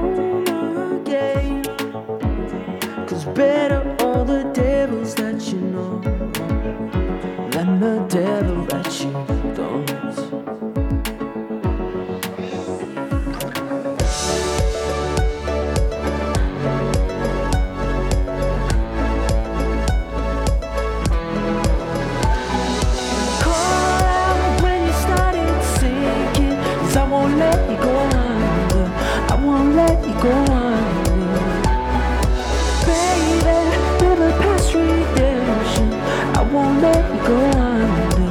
I won't let you go under. And lend your hand, yeah, 'cause I can never seem to find your name. I've been trying to make it out.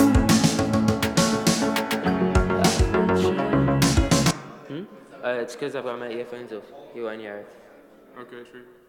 I've just taken them off. That was bleeding. He won't hear it now. Ask him if he can hear it now. No. Cool.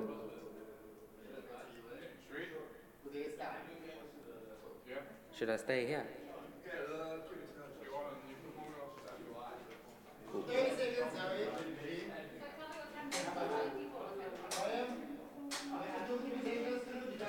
Oh, are you sorted? Perfect.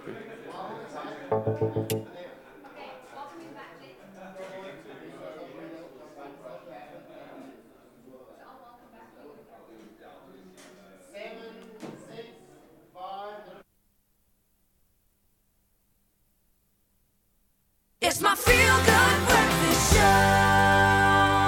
Welcome back, and thank you for choosing to start your morning with us, your feel-good breakfast show, Expresso. With the new hair, I keep thinking someone else is standing beside me, and it looks so awesome. So we wanted to hear from you guys at home what you thought of Josh Vanti's performance earlier. Ewan, what you got, bro? All right, man, just quickly looking at our Expresso Facebook page quickly. Josh Vanti, I mean, we put a post up there. He's back by popular demand. He is brilliant. He had a performance earlier on. We asked you, let us know what you thought about that single of his, Romeo. And let's quickly take a look what you guys are saying. Monique, good morning. Monique says, good morning. He's a multitasker. Lol, I like the one band thing. Enjoyed the rest of the day. Thank you, Monique. TC Brown says, you know what, I didn't think anything at that performance because it blew my mind away. It was that amazing, guys. Awesome stuff. Love it. Thank you very much, TC Brown. Poncho says, good morning, everyone. Yo, I like that performance. Josh Vanti, so cool, man. Enjoyed it. And then let's take one more. Amalachang says, good morning, family. Great performances. I'm enjoying that track. He can be my Romeo. I like it. I like it. Josh Vanti. Hey, bro. So there we have it. Keep those comments coming and connecting with us. Remember that hashtag Expresso Show as well.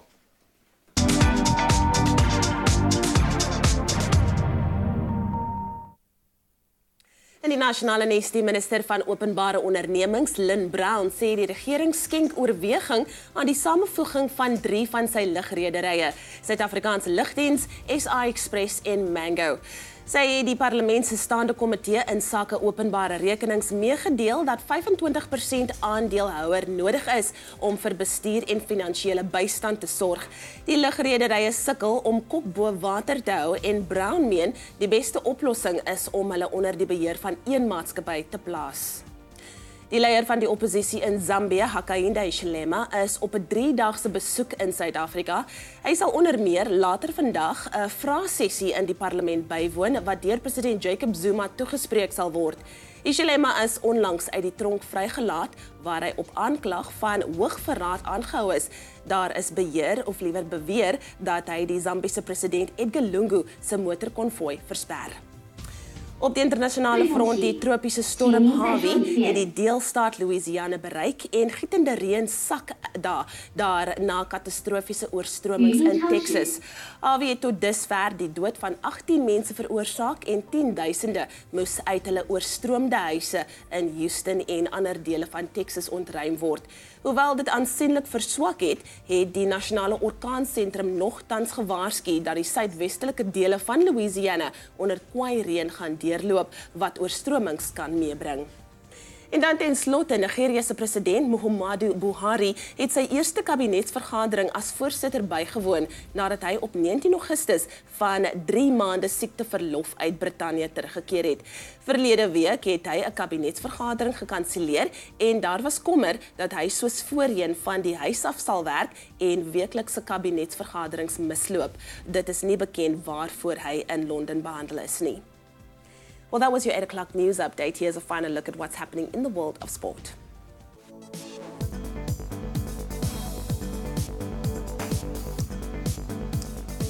Locally, the big news breaking on the sporting front, former West Indies cricket player Otis Gibson has been confirmed as the new head coach of the Proteas cricket team. So Gibson, who is the current England bowling coach and doing a fantastic job there, comes into the South African fold, having served as head coach of the West Indies from 2010 to 2014. He'll be taking over from mid-September. His first test in charge will be a 2-match test series against Bangladesh. That kicks off on the 28th of September. Then moving to Australia, the South African women's netball team were in action yesterday as they lost out to host Australia in their second match of the ongoing quad series. The 58-52 result in Canberra saw the Australian Diamonds keep their 54-year winning streak against South Africa intact. It was a close one though, as they secured their second win of the tournament. South Africa return to the quad series action this coming weekend as they take on England on Sunday, and that's in New Zealand. Then Colombia's Miguel Angel Lopez was crowned champion of Stage 11 at the Vuelta a España yesterday, crossing the line first after the 187-kilometre stage.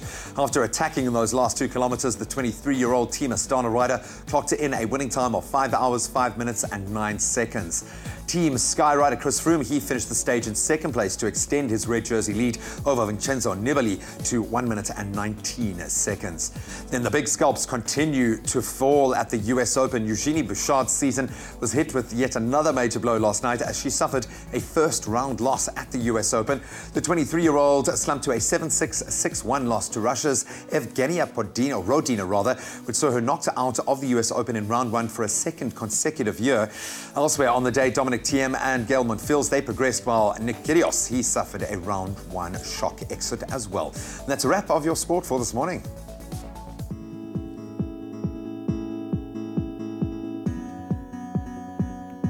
Well, let's take a final look at your roads in Gauteng and Bedfordview. Now, due to an earlier accident after Van Buren Road exit, there's some congestion building on the N3 northbound. The vehicle's been moved to the side of the carriageway. However, you can still expect delays, and please keep a lookout for that.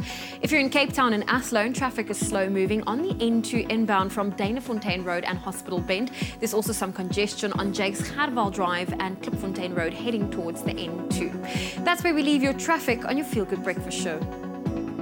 Let's quickly take a last look at your weather on your Feel Good Thursday, and it looks like partly cloudy and warm conditions for the northeastern parts of the country. Then some showers can be expected along the coast between the eastern and the western Cape today.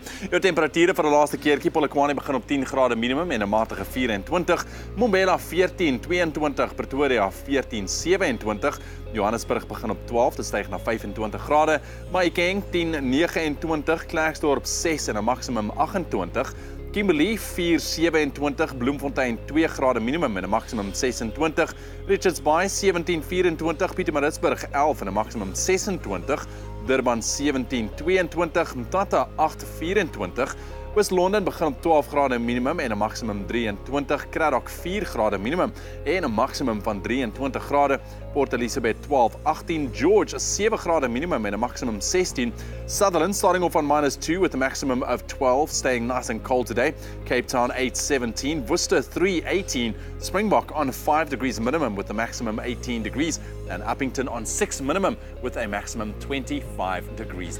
That's a wrap of weather here on your Feel Good Breakfast Show for your Thursday morning. So we are going to treat you to another mind-blowing performance from Josh Vantia. I have to love that social media comment when we asked what you thought of his first performance. They were like, I didn't think anything at all because my mind was blown. Well, he's going to do it all over again with another hit track. It's Go Under.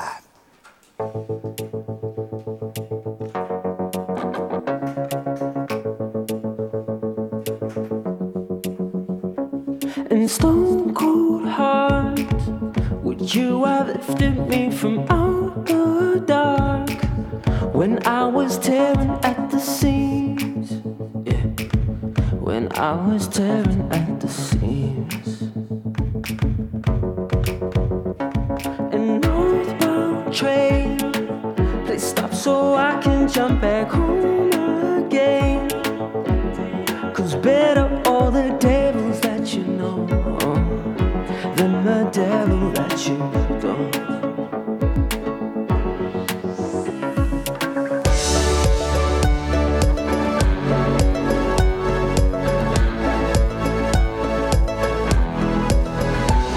And you call out when you started sinking, 'cause I won't let you go under, I won't let you go under.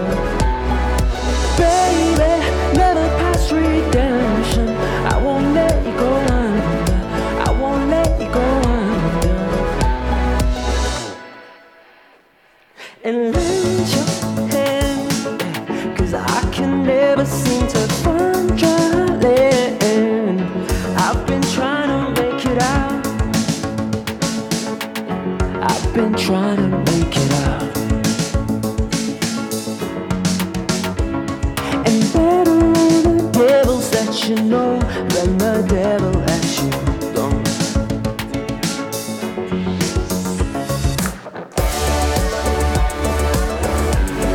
'Cause I won't let you go under. I won't let you go under.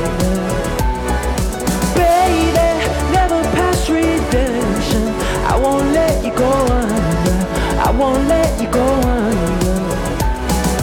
Call out when you start sinking. 'Cause I won't let you go under. I won't let you go under. Baby, never past redemption. I won't let you go under. I won't let you go under. There's something in the water there that holds me down. A certain sense of treachery that calls us there to drown. And call out when you started sinking. 'Cause I won't let you go under. I won't let you go under. Baby, never past redemption. I won't let you go under. I won't let you go under. Wait.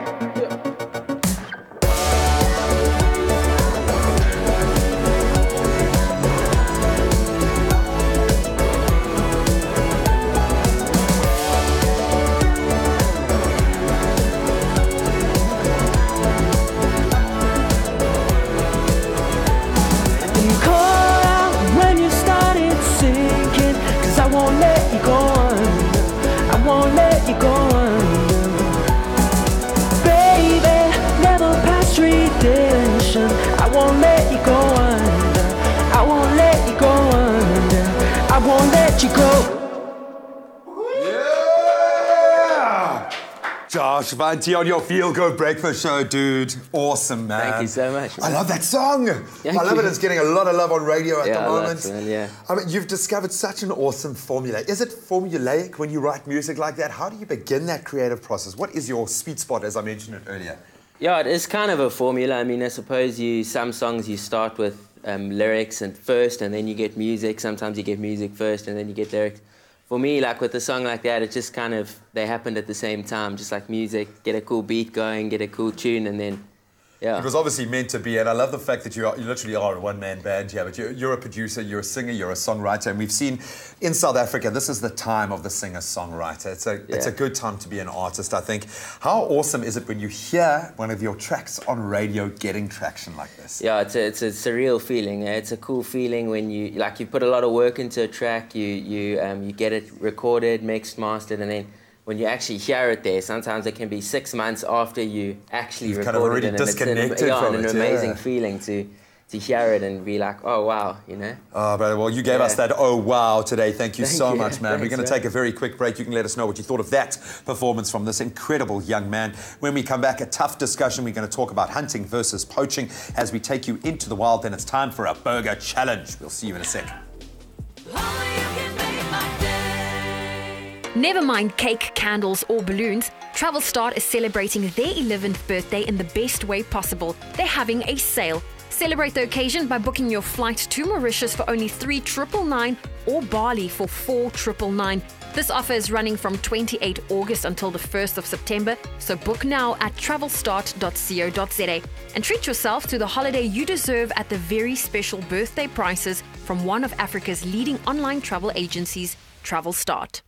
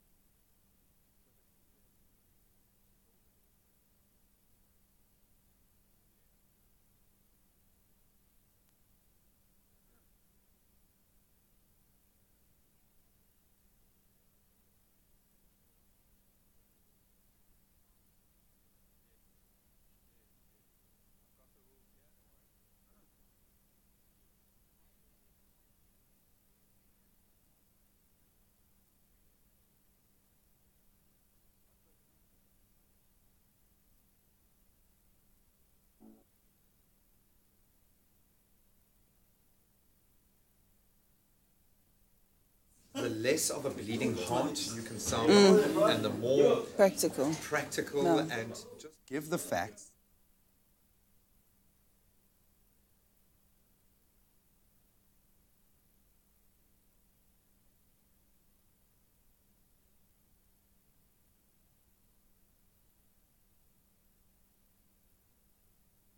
It's my feel-good breakfast show. Welcome back. You're live with Expresso as we head into the wild. This is such a highlight for me of every week, but we're getting very serious this morning. We are broaching poaching, a real crisis point at the moment, especially in when you put it in the context of our incredibly rich and diverse wildlife here in South Africa and Africa. And we've become a bit of a tipping point for the way the story is going to evolve. Animals are constantly targeted for personal gain, ignoring the real threats of extinction. And I think that's something that we are now broaching. Poachers who get caught seem to bounce back almost immediately. We haven't seen strict enough penalties, and animals are dying out faster than we can save them. In studio this morning, we welcome back Fiona Miles from Four Paws, who is going to give us a bit of context. And I know that you are doing a huge amount of work in this particular area, so you've got the facts down. I know where your heart is, undoubtedly, in this area. But let's get serious for a second here, because we know that these two do go hand in hand, hunting and poaching. And hunting maybe does have a role to play, or maybe it doesn't. I just don't know. I'm not educated enough. What is the difference between hunting and poaching from your perspective? Well, hunting is a sort of a legal system. So there's permitting. It's legal. There's sort of standards and restrictions around it. Poaching, on the other hand, is criminal. It's theft and it's stealing from the natural resources. So it's organised crime, basically. Yeah, and we've got to take on board that these natural resources they have a monetary value to us in terms of ecotourism, but they also have a far deeper relationship to South Africa, and we are reaching the point of extinction for many of these beautiful big species. And we're talking about lions and animals that I think we all took for granted would be here. Now, obviously, the big watershed species has to be rhinos, where rhino horn poaching has become one of the biggest. Elephants also probably included in that argument. Recently, we saw a big move forward in whatever direction, I don't know, of a legal rhino horn auction. Do you see this as a positive step? We know that maybe meeting the demand in the market for this could in some way squash that. We have a huge amount of rhino horn sitting in stockpiles rather than just burning it. What does your heart tell you, and what does your head tell you about this rhino horn auction? I think, in my personal case, I think the heart and head are telling me the same thing, because there's a massive demand, and no matter how much we think we can produce, it's never going to be satisfied. It's never going to be enough. So it's not something that's really going to be sustainable in the long term. I think rhinos, for whatever reason, are being utilised. A big price is put on their head. We obviously more than 1,000 are being killed every single year, which is really, really frightening. And when is it going to let up? You know, when is it going to let up? And the demand is just too high. So putting their horns on auction, putting them through the process of being dehorned and harvested and everything else is not actually going to help in the long run, because we're just going to have to keep supplying more and more and more. You ultimately are creating a market for it. By that same token, taking the argument a step further, we're going to get into what controlled hunting means, and we'll get that in our next segment. We'd love to hear from you guys. As always, 021 430 9881. That's 021 430 9881. Weigh in on the conversation. You can get controversial. Let it all out this morning. We want to hear from you. We're talking about poaching and hunting. Yeah, exactly right. So we are talking burgers today, because why? It is National Burger Day, and we love it. And you know what? Some people might argue that the bigger the burger, the better. Okay, but you've got to remember, you've got to be able to eat the burger without the whole thing just falling apart. In one perfect bite. Exactly. So we are celebrating today. We are celebrating by putting these two ladies to the ultimate burger building challenge to become the Expresso Burger Building Champion. It's going to be, Burger Building Champion of the world. Well, let's take it there. So here are the rules, okay? We have all the ingredients for a burger. You can only use one bun. Okay? You have to use all of the ingredients at least once. Okay? You've got 30 seconds to do so. Can't we have 45? You got to try and aim to have it as high as possible without it falling over, and you're going to be able to eat it without a knife or fork or any cutlery, just like that, without it falling apart. The ingredients, we've got patties, we've got bacon, we've got onion, cucumber, cheese, gherkins, mayo, tomato, lettuce. 30 seconds, ladies. That is that is very little. That's like Terrible. Are you ready? Yes. Okay, on my mark. Okay. And Go. go. Ah! You stole the one that I wanted. Yo, sure. 30 seconds. Oh my word. That ain't right, y'all.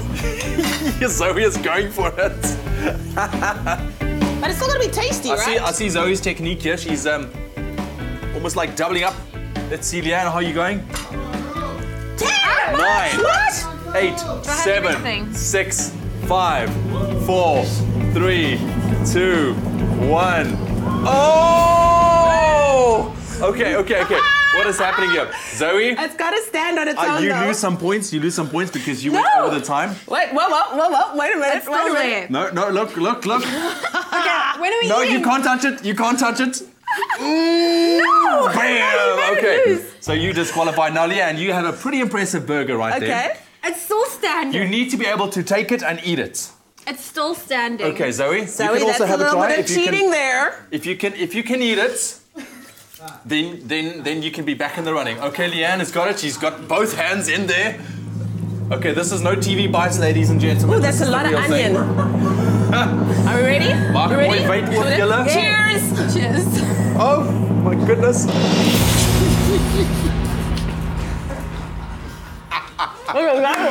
Leanne is our burger building challenge. I'm sorry, I have to give it to her. She wins the medal. I don't know if I should just make you finish like chewing first. All right, you'll be chewing for the rest of the morning. There we go, ladies and gentlemen. Leanne is our champion. Zoe, are you okay? How do you feel? Well done. She feels like you did that for absolute nothing, but it's okay. I'm going to enjoy this for breakfast. That's all National I'm Burger saying. Day. Here we go. Yummy. Oh, lovely little challenge there. Well done, Leanne. Nice to kind of change the tone a little bit because we are getting very serious this morning. We're talking about poaching, in particular, cause and effect. We know that controlled hunting is incredibly popular, incredibly, I think, monetary driven. When we talk about what you feel are those factors that are driving poaching in particular, not hunting, not that side of it, but is money the motivator? Are there other reasons why we see poaching to the degree that we see it? I think money is the highest motivator. There are other poaching incidents, of course, which are maybe related to people wanting to survive. Poverty-driven, yeah. Poverty-driven and so on. But certainly poaching is largely driven, and to this extent, is largely driven by greed and money. I think when you mentioned organised crime earlier, when you do break down the costs of what it would take to get 2 helicopters, 2 teams of poachers, spotters, animal vets, unfortunately a lot of legal vets are being used in this and lured with that money. The costs involved of just getting one rhino horn almost seem to be more than you would be able to make from selling it. So it says to me that there is an underground, there is a culture being supported by that. Are we any closer to tapping into that dark underworld, do you think? Are we winning the war on poaching? No, I don't think we're winning the war on poaching because there isn't stringent enough legislation that really makes the consequence so high that puts anybody off. So obviously the benefit risk analysis is being done, and obviously it's still worthwhile to do. And that's what needs to happen, is we actually need to stop making this at all lucrative. And I suppose, like most crime, the guys that are actually being caught are the lower level criminals, the guys who do stand a lot to lose, but then just get swallowed up into the system. So, how do we approach this? Is it a case of signing a petition and going to government? Does it need a collective approach from organisations like 4 Paws and those working in the conservation space? What is that? Is there a silver bullet, an answer to it all? There's no one clear answer, but I think everybody can make a difference, and I think it does need a massive collective of insisting that this is our natural heritage, this is our wildlife, and it needs to be sustainable for the future. Captive breeding our wildlife in private hands is not protecting our wildlife for the future in its natural state, because of course it's going to have a very big impact on the biodiversity in the country and across Africa. So it needs a collective, absolute international demand to say this is not on, and it needs a very strong will by the government to say zero tolerance. There is just hands off our wildlife. And every now and then we'll see one story that maybe grabs the headlines like that, but it seems like America has had a far worse response to one lion being shot than South Africa has to the hundreds that are being shot, and often in canned hunting scenarios like that. I have to really ask you now to look at it from the negative perspective, someone who is looking at it from, okay, well, we need money out of this, the wildlife needs to be a resource, we've got starving people. Is ecotourism enough to balance that out? Can we make the money, do you believe, through doing it the right way? I really think so. I don't think we've tried hard enough yet, because there's been so much interest and, of course, a huge amount of investment into private ownership that everything's been privatized. All the animals now have this huge price on their head. They've been turned into commodities for private ownership. Have we really tried the massive ecotourism and tried to build the jobs around that, surrounding that? In private ownership, very few jobs and benefits are created versus, I think, if there's really a huge will to create a massive ecotourism drive, there could be many more opportunities, because job opportunities will come from many more sources. From that infrastructure. We already have it. Now let's take ownership of it. 021 430 9881. That's the number to dial. We'd love to hear from you. We'll get back into the wild in a sec. Thank you so much, Graham. Well, Winner Home, South Africa's premier interior design reality competition, is proudly brought to you by Private Property. Now, if you vote for your favorite design duo, you could win incredible prizes in the bi-weekly giveaway. The latest prize up for grabs is a Grower Smart Control Rain Shower System valued at 11,000 Rand. So why don't you go and get your entries in now and stand a chance of not only winning the bi-weekly prize, but you could also get automatically entered into the grand prize, which is a home of your own at the Eye of Africa Golf and Residential Estate. The estate comes with finishes by Plascon and Caesarstone and premier appliances by Grundig to the total value of 3 million Rand. Take a look at how you can enter. This is your chance to win the home you've always dreamed of. SA's favorite interior design reality competition, Winner Home, sees 3 design duos transform empty spaces into lavish homes, and one of them could be yours. To enter, visit privateproperty.co.za and vote for your favorite design duo. Put yourself in line to win amazing prizes in the bi-weekly draw and automatically be entered for a chance to win the grand prize, your choice of one of 3 fully designed homes in the Eye of Africa Golf and Residential Estate in the south of Joburg. The finished property will include luxurious finishes by Plascon and Caesarstone, as well as premier home appliances by Grundig, with a total prize value of more than 3 million Rand. Competition details plus T's and C's can be found on the Private Property website. Watch the breathtaking properties come to life as the design drama unfolds and stand a chance to win the biggest prize on South African television, your very own dream home. Well, I do hope you're having fun with us. Just to quickly rectify a couple of things, it got heated in the kitchen with our Expresso Burger Building Challenge. We have to call it. Leanne is not the winner. It's a tie between the 2 ladies. Leanne missed 3 ingredients and Zoe's burger fell off, so I will hang on to the medal for now, up until we get a second one to avoid any further conflict. Love it. So there you have it. I hope you enjoyed that. But after the break, we have Gabby Esposito in the kitchen with these lovely almond cookies. You don't want to miss the recipe for this one. It's going to make you want to sing Despacito. And then, of course, we are also focusing on sustainable farming for the future. We'll see you after the break. I'm sure you've heard that a lot. I want to go on an adventure. And I want to bring my best friend along. So I need the cheapest flights. And when I book, I want to know it's with someone I trust.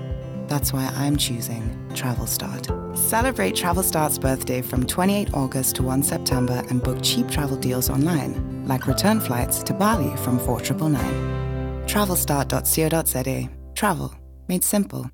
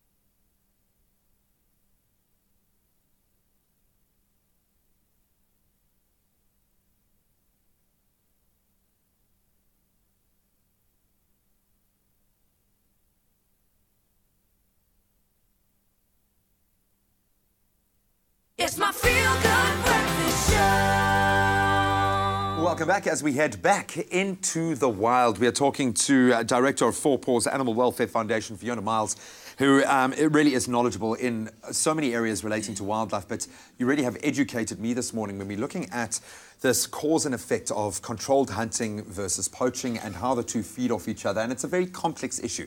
There is no simple answer. We know that this is part of the problem, that it just keeps evolving. But the bottom line is that animals are being poached faster than we can reintroduce species or protect species in the wild, which means within a few years we are going to lose intrinsic species, certainly for South Africa, and we will never, ever get them back. How do we get this message across? What is the way that we start educating today's generation? I take it for granted that everyone's been to the wild, seen an elephant, seen a rhino, but there are hundreds of thousands of children in this country, which is unforgivable, who have never seen an animal in the wild. I think that's exactly it. Our wildlife is not even accessible to our own population, so how to stand up for it? So I think really to be able to have opportunities and access to real wildlife areas. Of course, there's many, as you say, very good private nature reserves, but there are many areas that should be accessible, should be affordable and open to the public so that they can actually experience the natural environment, learn about the animals, learn the very important role that they have to play for our future. Within that system, and I think we forget that it's a system that is so finely balanced, and often, unfortunately, we are taking out apex predators, we are taking out key species within that system. I'm just looking at these beautiful elephants and how evolved they are in terms of their own emotional culture within a herd. But I've been lucky enough to be educated. What animals are the focal point? What are those that are closest to extinction and the real kind of danger areas for us? The elephant, of course. The rate of poaching, the rate of slaughter at this point in time is completely unsustainable. We're going to lose elephant. Rhino, with more than 1,000 rhinos being poached every single year. The numbers are declining at a rapid rate. The fact that we have more lions in captivity now than we do in the wild is a very, very big indicator that we're going to lose them soon. No matter what people want to say, this constant captive breeding to try and save a species is also not sustainable, because it means that we have such a human control, and therefore it's not the wild. It's not the wild. So we're losing our wild at a rapid rate, and we're just not seeing it. Oh, thank you so much, Fiona. I know this is always a difficult subject to broach, but you're out there working in the front line, so we really appreciate everything that you do. And thank you for kind of taking a bit of emotion out of this and being very fact-based this morning. Bottom line is we are losing these species, and we will never, ever get them back. Thank you so much for tuning in for that. Now, we value and enjoy good quality produce, fresh produce that is, but how can we be certain that generation after generation will have the same? Well, farming is critical to the population's survival, but it's also important to look at how it impacts the environment. Now, as a retailer, Woolworths saw value in making a difference in how their food products are farmed while still delivering amazing quality to consumers. The juicy and delicious Clement Gold mandarins, exclusive to Woolworths, is supplied by a farm that is looking out for the future of the product and the planet. At Woolworths, 90% of their food products are sourced locally, like the exclusive Clement Gold citrus from the Naranja Clement Gold farm in Burgersfort. Farming for the Future is an initiative being pioneered by Woolworths, ensuring that their produce is farmed in a sustainable manner and that it is not only available to us now, but for future generations to come. The Farming for the Future program guides farmers on responsible use of water, pesticides and fertilizers, and educates them on nurturing healthy soil and biodiversity. Gustav, this is a seriously beautiful farm. What inspired you to get involved in agriculture? I went to study at the local College of Agriculture, where I got involved in citrus. And that really triggered my imagination, and from there, actually, in some way or another, I have been involved in the citrus industry for the past 20 years. And why the choice of farming citrus? What caught my interest for citrus is the whole scientific part of it. It's got a lot of challenges. It keeps every day very interesting. I mean, we've got a lot of standards to comply to, externally and as well as internally. That's for me what triggered me towards citrus. And Moses, I know that you guys pride yourselves on sustainable development. What are some of the practices that you guys use right here on the farm? As indigo fruit farming and Naranja packers, one of the exclusive suppliers into Woolworths with our Clement Gold fruits, we recognize that we have our feet firmly placed in the soil of various provinces and dedicated to ensuring the long-term sustainability of our environment. 94% of Woolworths' primary suppliers across produce, wine and dairy are Farming for the Future accredited and are pioneering an approach to growing food in harmony with nature. Sustainability is the key to the future. And Kobus Pienaar, the manager of the Woolworths Farming for the Future program, has our future at heart. The core values of the program is to care and to nurture. Together with Woolworths, these local farmers look after the land and resources, uplift their communities and provide top quality produce for consumers, minimizing the impact on the environment. Kobus, what is the current state of sustainable farming in South Africa? Our farmers has picked up quite a lot over the past 10 years.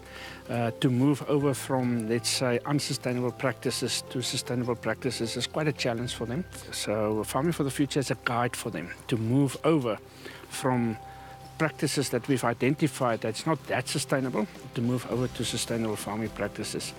And our farmers in South Africa has come a long way, and we can really be proud of them, of what they've achieved over the past 10 years, given the challenges they face. And what are some of the challenges that the farmers are currently facing? The farmers nowadays get it from all over. We do have the question about land reform in South Africa. Most of the farmers in South Africa want to see it happen. It's just how we do it without compromising on food production. There's a whole challenge around climate change. Climate change hit us hard in South Africa. Where we stand today, a couple of years ago, was severe drought. They get more sporadic hail, which they never had before. As you know, in the Western Cape, it's a disaster at the moment. We have one of the worst droughts ever. How is Woolworths contributing to sustainable farming and farming for the future? Woolworths focus specifically also on sustainable farming because we know we've got a big footprint out there and we've got the responsibility. So we can't just walk away from it. So we are really serious about sustainable farming in the future.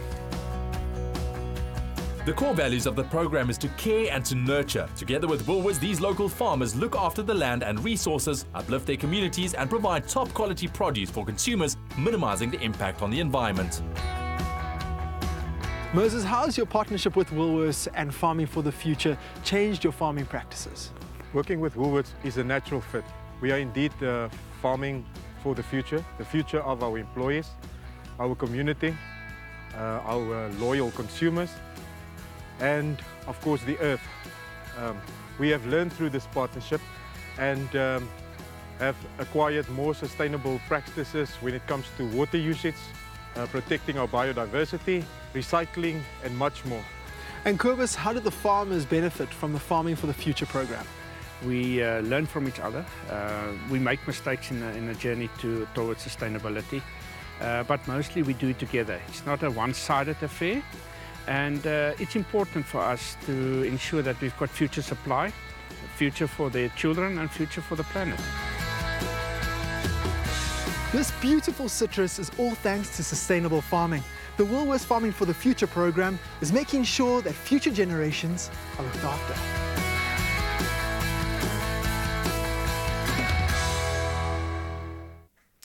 Thank you, Brett. Jumping back into the Expresso kitchen right now with the lovely Gabriella Esposito. I'm not going to sing it, I promise.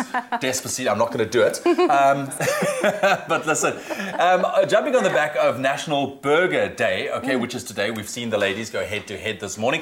It is also National Trail Mix Day. Yes. And we're celebrating about delicious almond and cranberry cookies. Yes. That is healthy. They are healthy. Fantastic.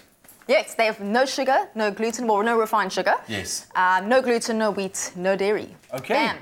And they are delicious and they look pretty awesome as well. Thank you. Okay, let's make this, Gabby. So we've got our egg whites, which we have just beaten up there. So they're just nice and frothy. Yeah. So what do you? Yeah, just nice and frothy. Just nice and frothy. Okay. So like kind of on the stiff side, not like, you know. Yeah. So there we have it. It's kind of like that. It's called stiff peak, stiff right? peak. Sorry.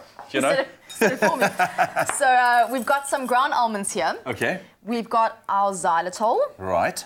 We've got some flaked almonds, some dried cranberries. Obviously, if you go to a health shop and get the more natural ones, that's a lot better. Okay. We've got some lemon zest, just for a bit of a lemony zest. So add some, you know.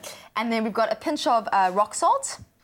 And we've got our almond extract. Ah, okay. Which we're going to mix this for a little bit extra of almond. Let me clean these guys up so long. It's very easy, just like, you know. Yeah. And yeah, we're going to just kind of give this a stir. And then all we're going to do is stir it into our beaten up egg whites. All right. So you obviously want to make sure you fold it in nicely. You don't want to let the air out too much. Exactly. The keyword is bake. SMS the keyword bake to 33728 to get your hands on the recipe to this delicious almond and cranberry cookies this morning as we celebrate National Trail Mix Day. So trail mix for those people, exactly what is it? So trail mix is usually kind of a combination of nuts and fruit. Usually if you're going for a long period of exercise or trail walk or something like that. Oh, it's nice because obviously the fruit and the fat of the nuts is nice and slow energy sustaining. Hence trail mix. That is why it's called that. So what do we have on this side? So we have some coconut flour there, which I just kind of coat the biscuits in because you can feel like they look quite sticky, but they actually roll quite nicely. So you kind of take a little bit in your hands. Okay. Just kind of make a little ball like that. Look at that. And we're going to just dust it lightly in a little bit of coconut flour. Right. Just makes it a little bit more like that. And then you just kind of pop it on your tray. And that's it. Into the oven? Into the oven for about 15 minutes at 160 degrees. Right. And then they come out beautiful golden brown just like that. So they don't lose their form, basically. No, they don't. They just stay like that? They just stay.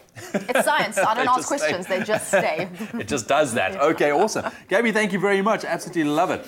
Get your hands on the recipe. You can check out our website, expressoshow.com. Everything would be there for you as well. Otherwise, SMS the keyword bake to 33728. Easy as that. Thank you so much. I'm going to dig into one, actually. Yes, try it. Let me know what you think. They're nice and crunchy. What do you think? This is such a nice snack, especially taken to work. Oh, I know. I do. I make these every week. And on your trail walks. Why not? Check it out. Bake to 33728. Clover fresh milk is way better. Made with love by Clover. Ooh, that looks absolutely delicious. Well, it's now that time of the morning where we get to make yet another lucky viewer's day. And this week we have a Barney K skincare hamper up for grabs from Dis-Chem, which includes an extensive range of skincare and beauty products designed to keep your skin feeling and looking radiant. And it gives us great pleasure to announce Veliswe Mambi as the winner. But of course, we also love this hamper so much that we want to give you another one. And to stand a chance of winning, all you have to do is SMS the keyword Dis-Chem to 33728. And remember, every time you enter, you're entered into the grand prize draw where you could win 12,000 Rand in Dis-Chem shopping vouchers. So make sure you enter. Those SMSs will cost you R1.50, and T's and C's can be found on our website. That's expressoshow.com. So we're going to take a very quick ad break. Then maybe you're a fanboy like me. I try to contain my excitement, man, but I just can't. We got JP Germany, Oh, it's so cool to connect with you at a very interesting time for cricket. And we're going to catch up on what your foundation is doing as well. Awesome Absolutely. stuff. And then we head to the kitchen where we're making a banana, macadamia and yogurt loaf. It's going to be amazing. Wow. Stay tuned for that.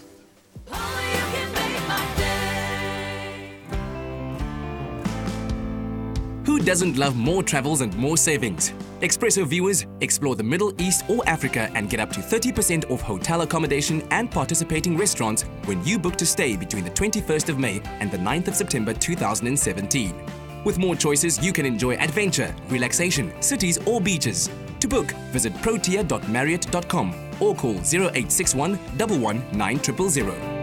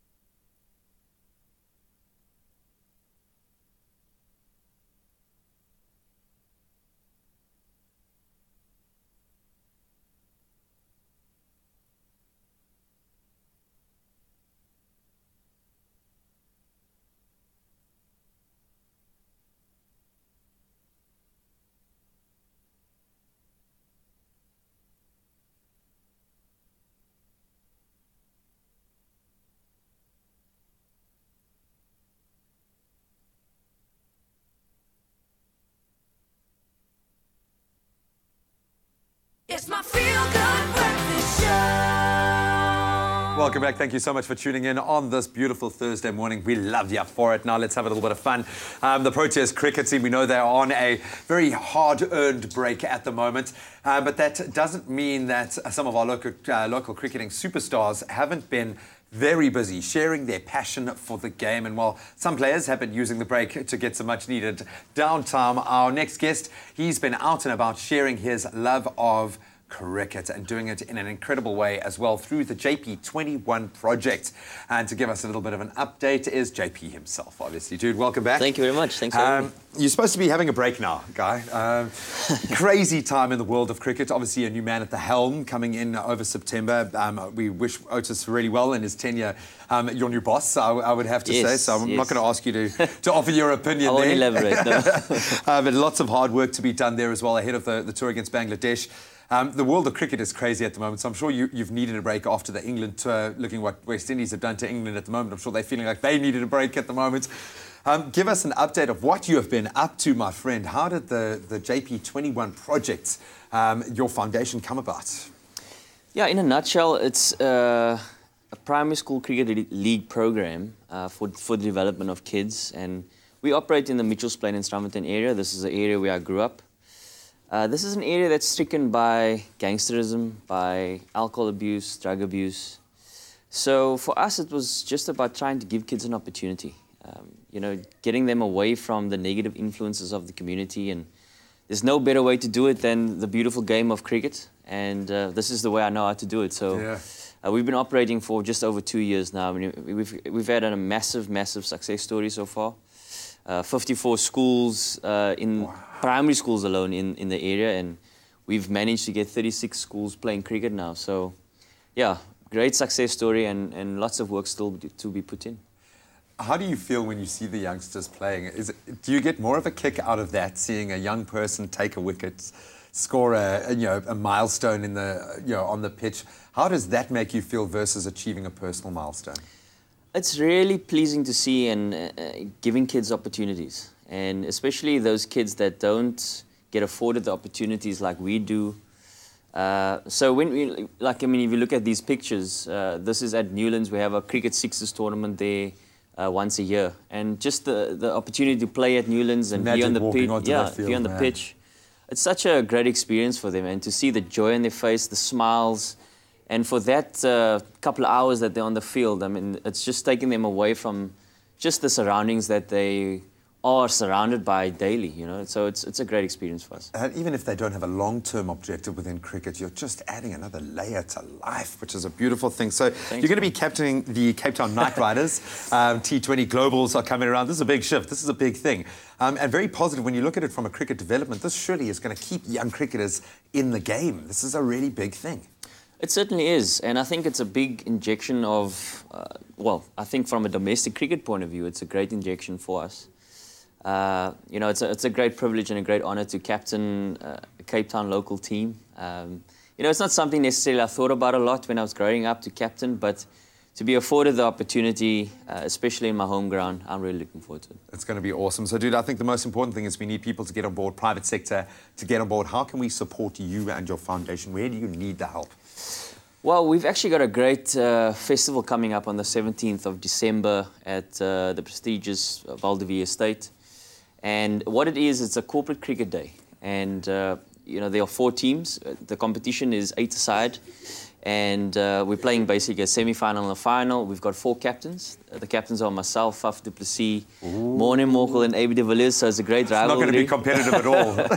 And we're going to have great cricketing legends, some sporting legends there to partake in it. And the team owners will have an opportunity to fill 4 spots. So they will have an opportunity to rub shoulders with the greats of the game and just interact with them. And we're obviously calling on the local faithful here in the Mother City to come out and support us on the 17th, as I said, the 17th of December.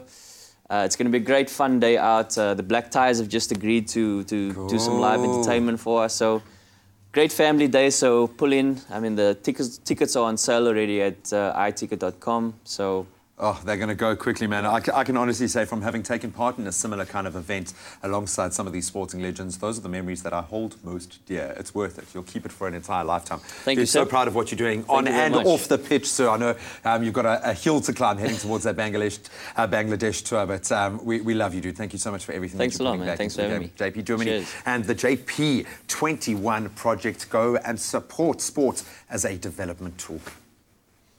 Thank you so much, Graham. Well, we all know that breaking out of an abusive situation, particularly in an intimate relationship, is one of the most difficult things to do. Women sometimes feel that they don't have the support or are unsure of how to secure their safety and their financial security if they do decide to leave an abusive relationship. Well, thankfully, there is help from an organization where women have joined forces to help victims of abuse to get help and to live the life of happiness that they so rightly deserve. Not only in South Africa, but around the world, we are facing an epidemic of women and child abuse. But not tonight. Tonight, we celebrate an organization called Cornerstone Women, which is built around supporting women, children, and their families who have faced abuse. The organization's primary focus is to help build a road to recovery by offering emotional, legal, and medical assistance.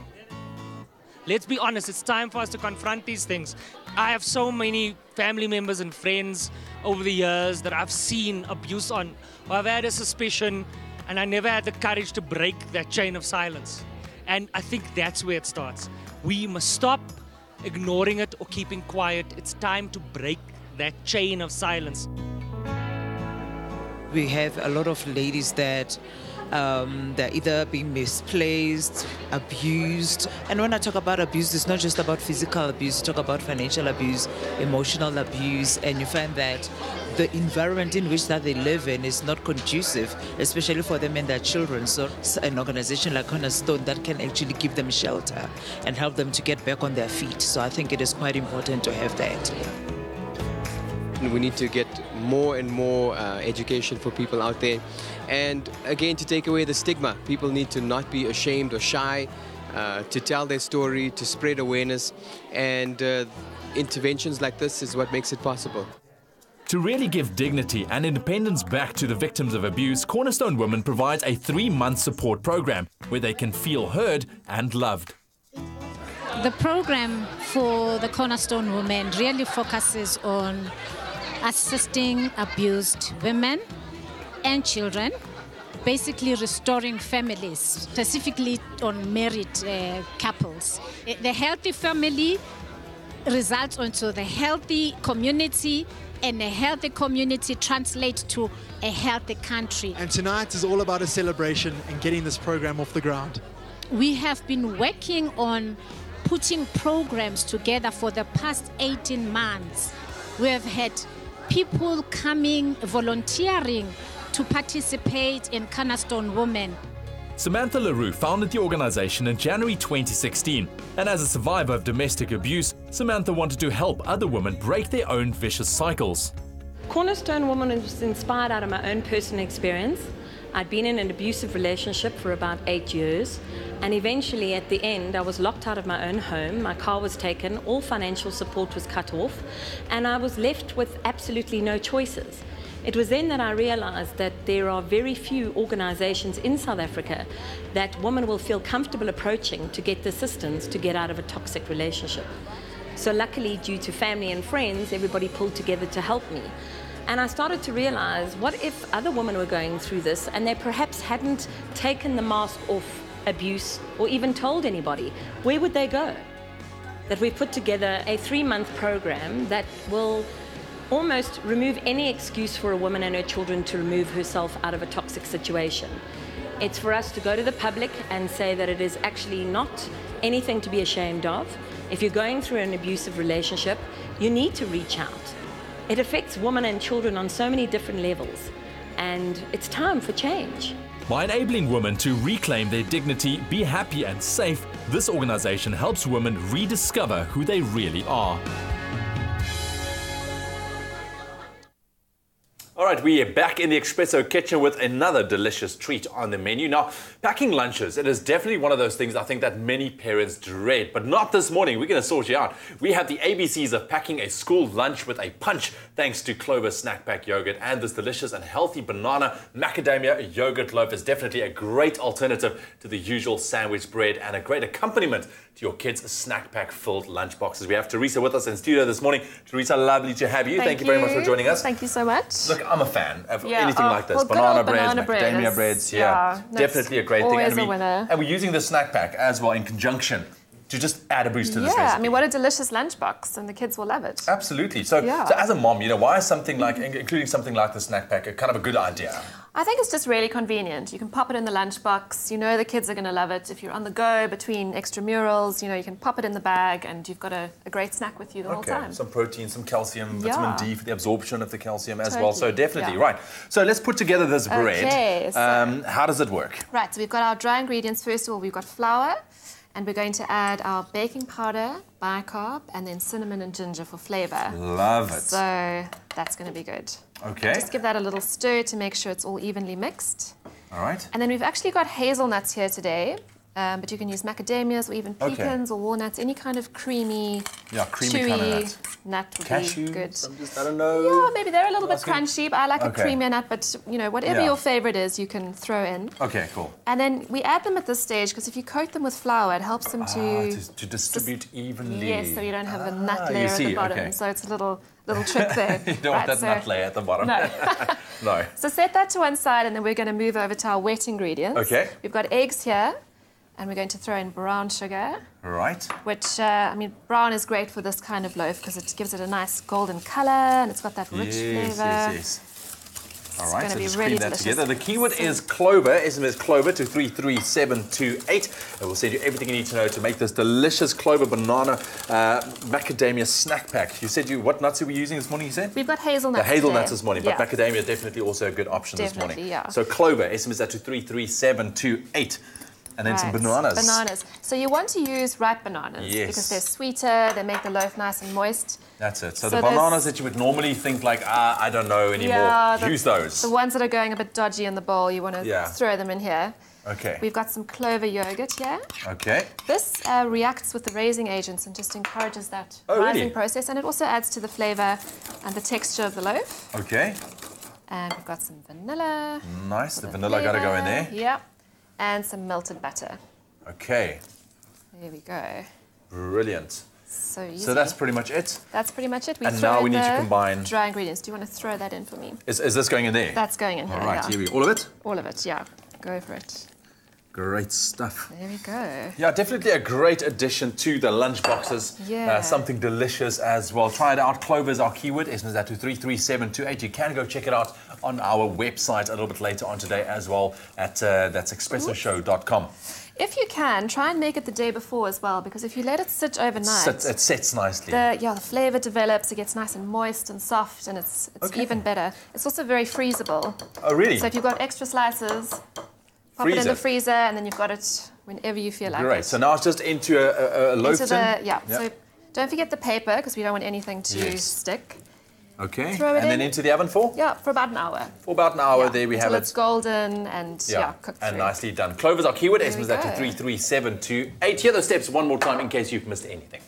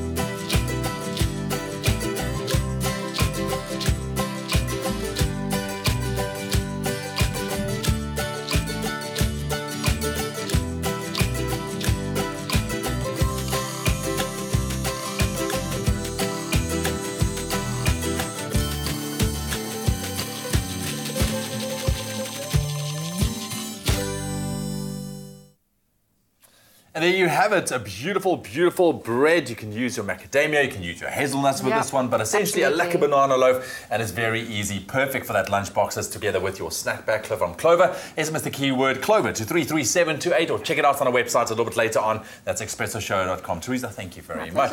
Yeah, sporting us this morning. Breakfast of champions indeed. Clover fresh milk is way better. Made with love by Clover. Well, don't go anywhere. We still have a few minutes left on your Feel Good Breakfast show. We'll see you after the break.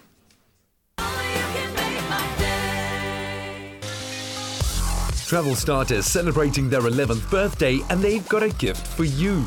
One lucky Expresso viewer will be making their way to the party capital of the world when they win flights for two to Ibiza, worth 25,000 Rand. To enter, SMS the keyword travel and your email address to 33728. How easy is that? The competition closes on the 31st of August, and all the terms and conditions can be found at expressoshow.com.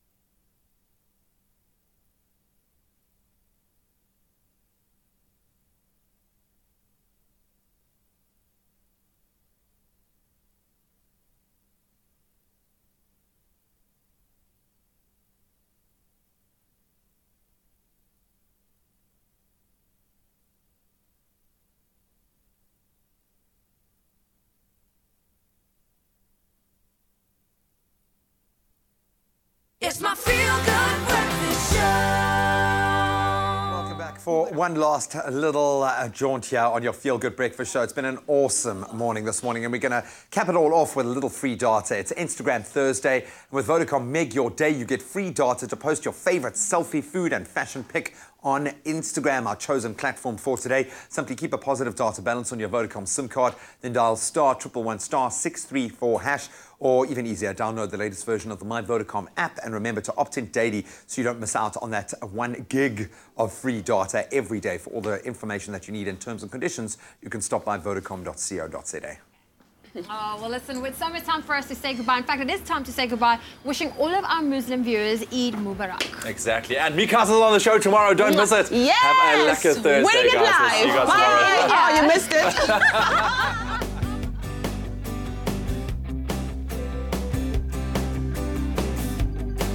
Expresso Morning Show, made with love by Clover.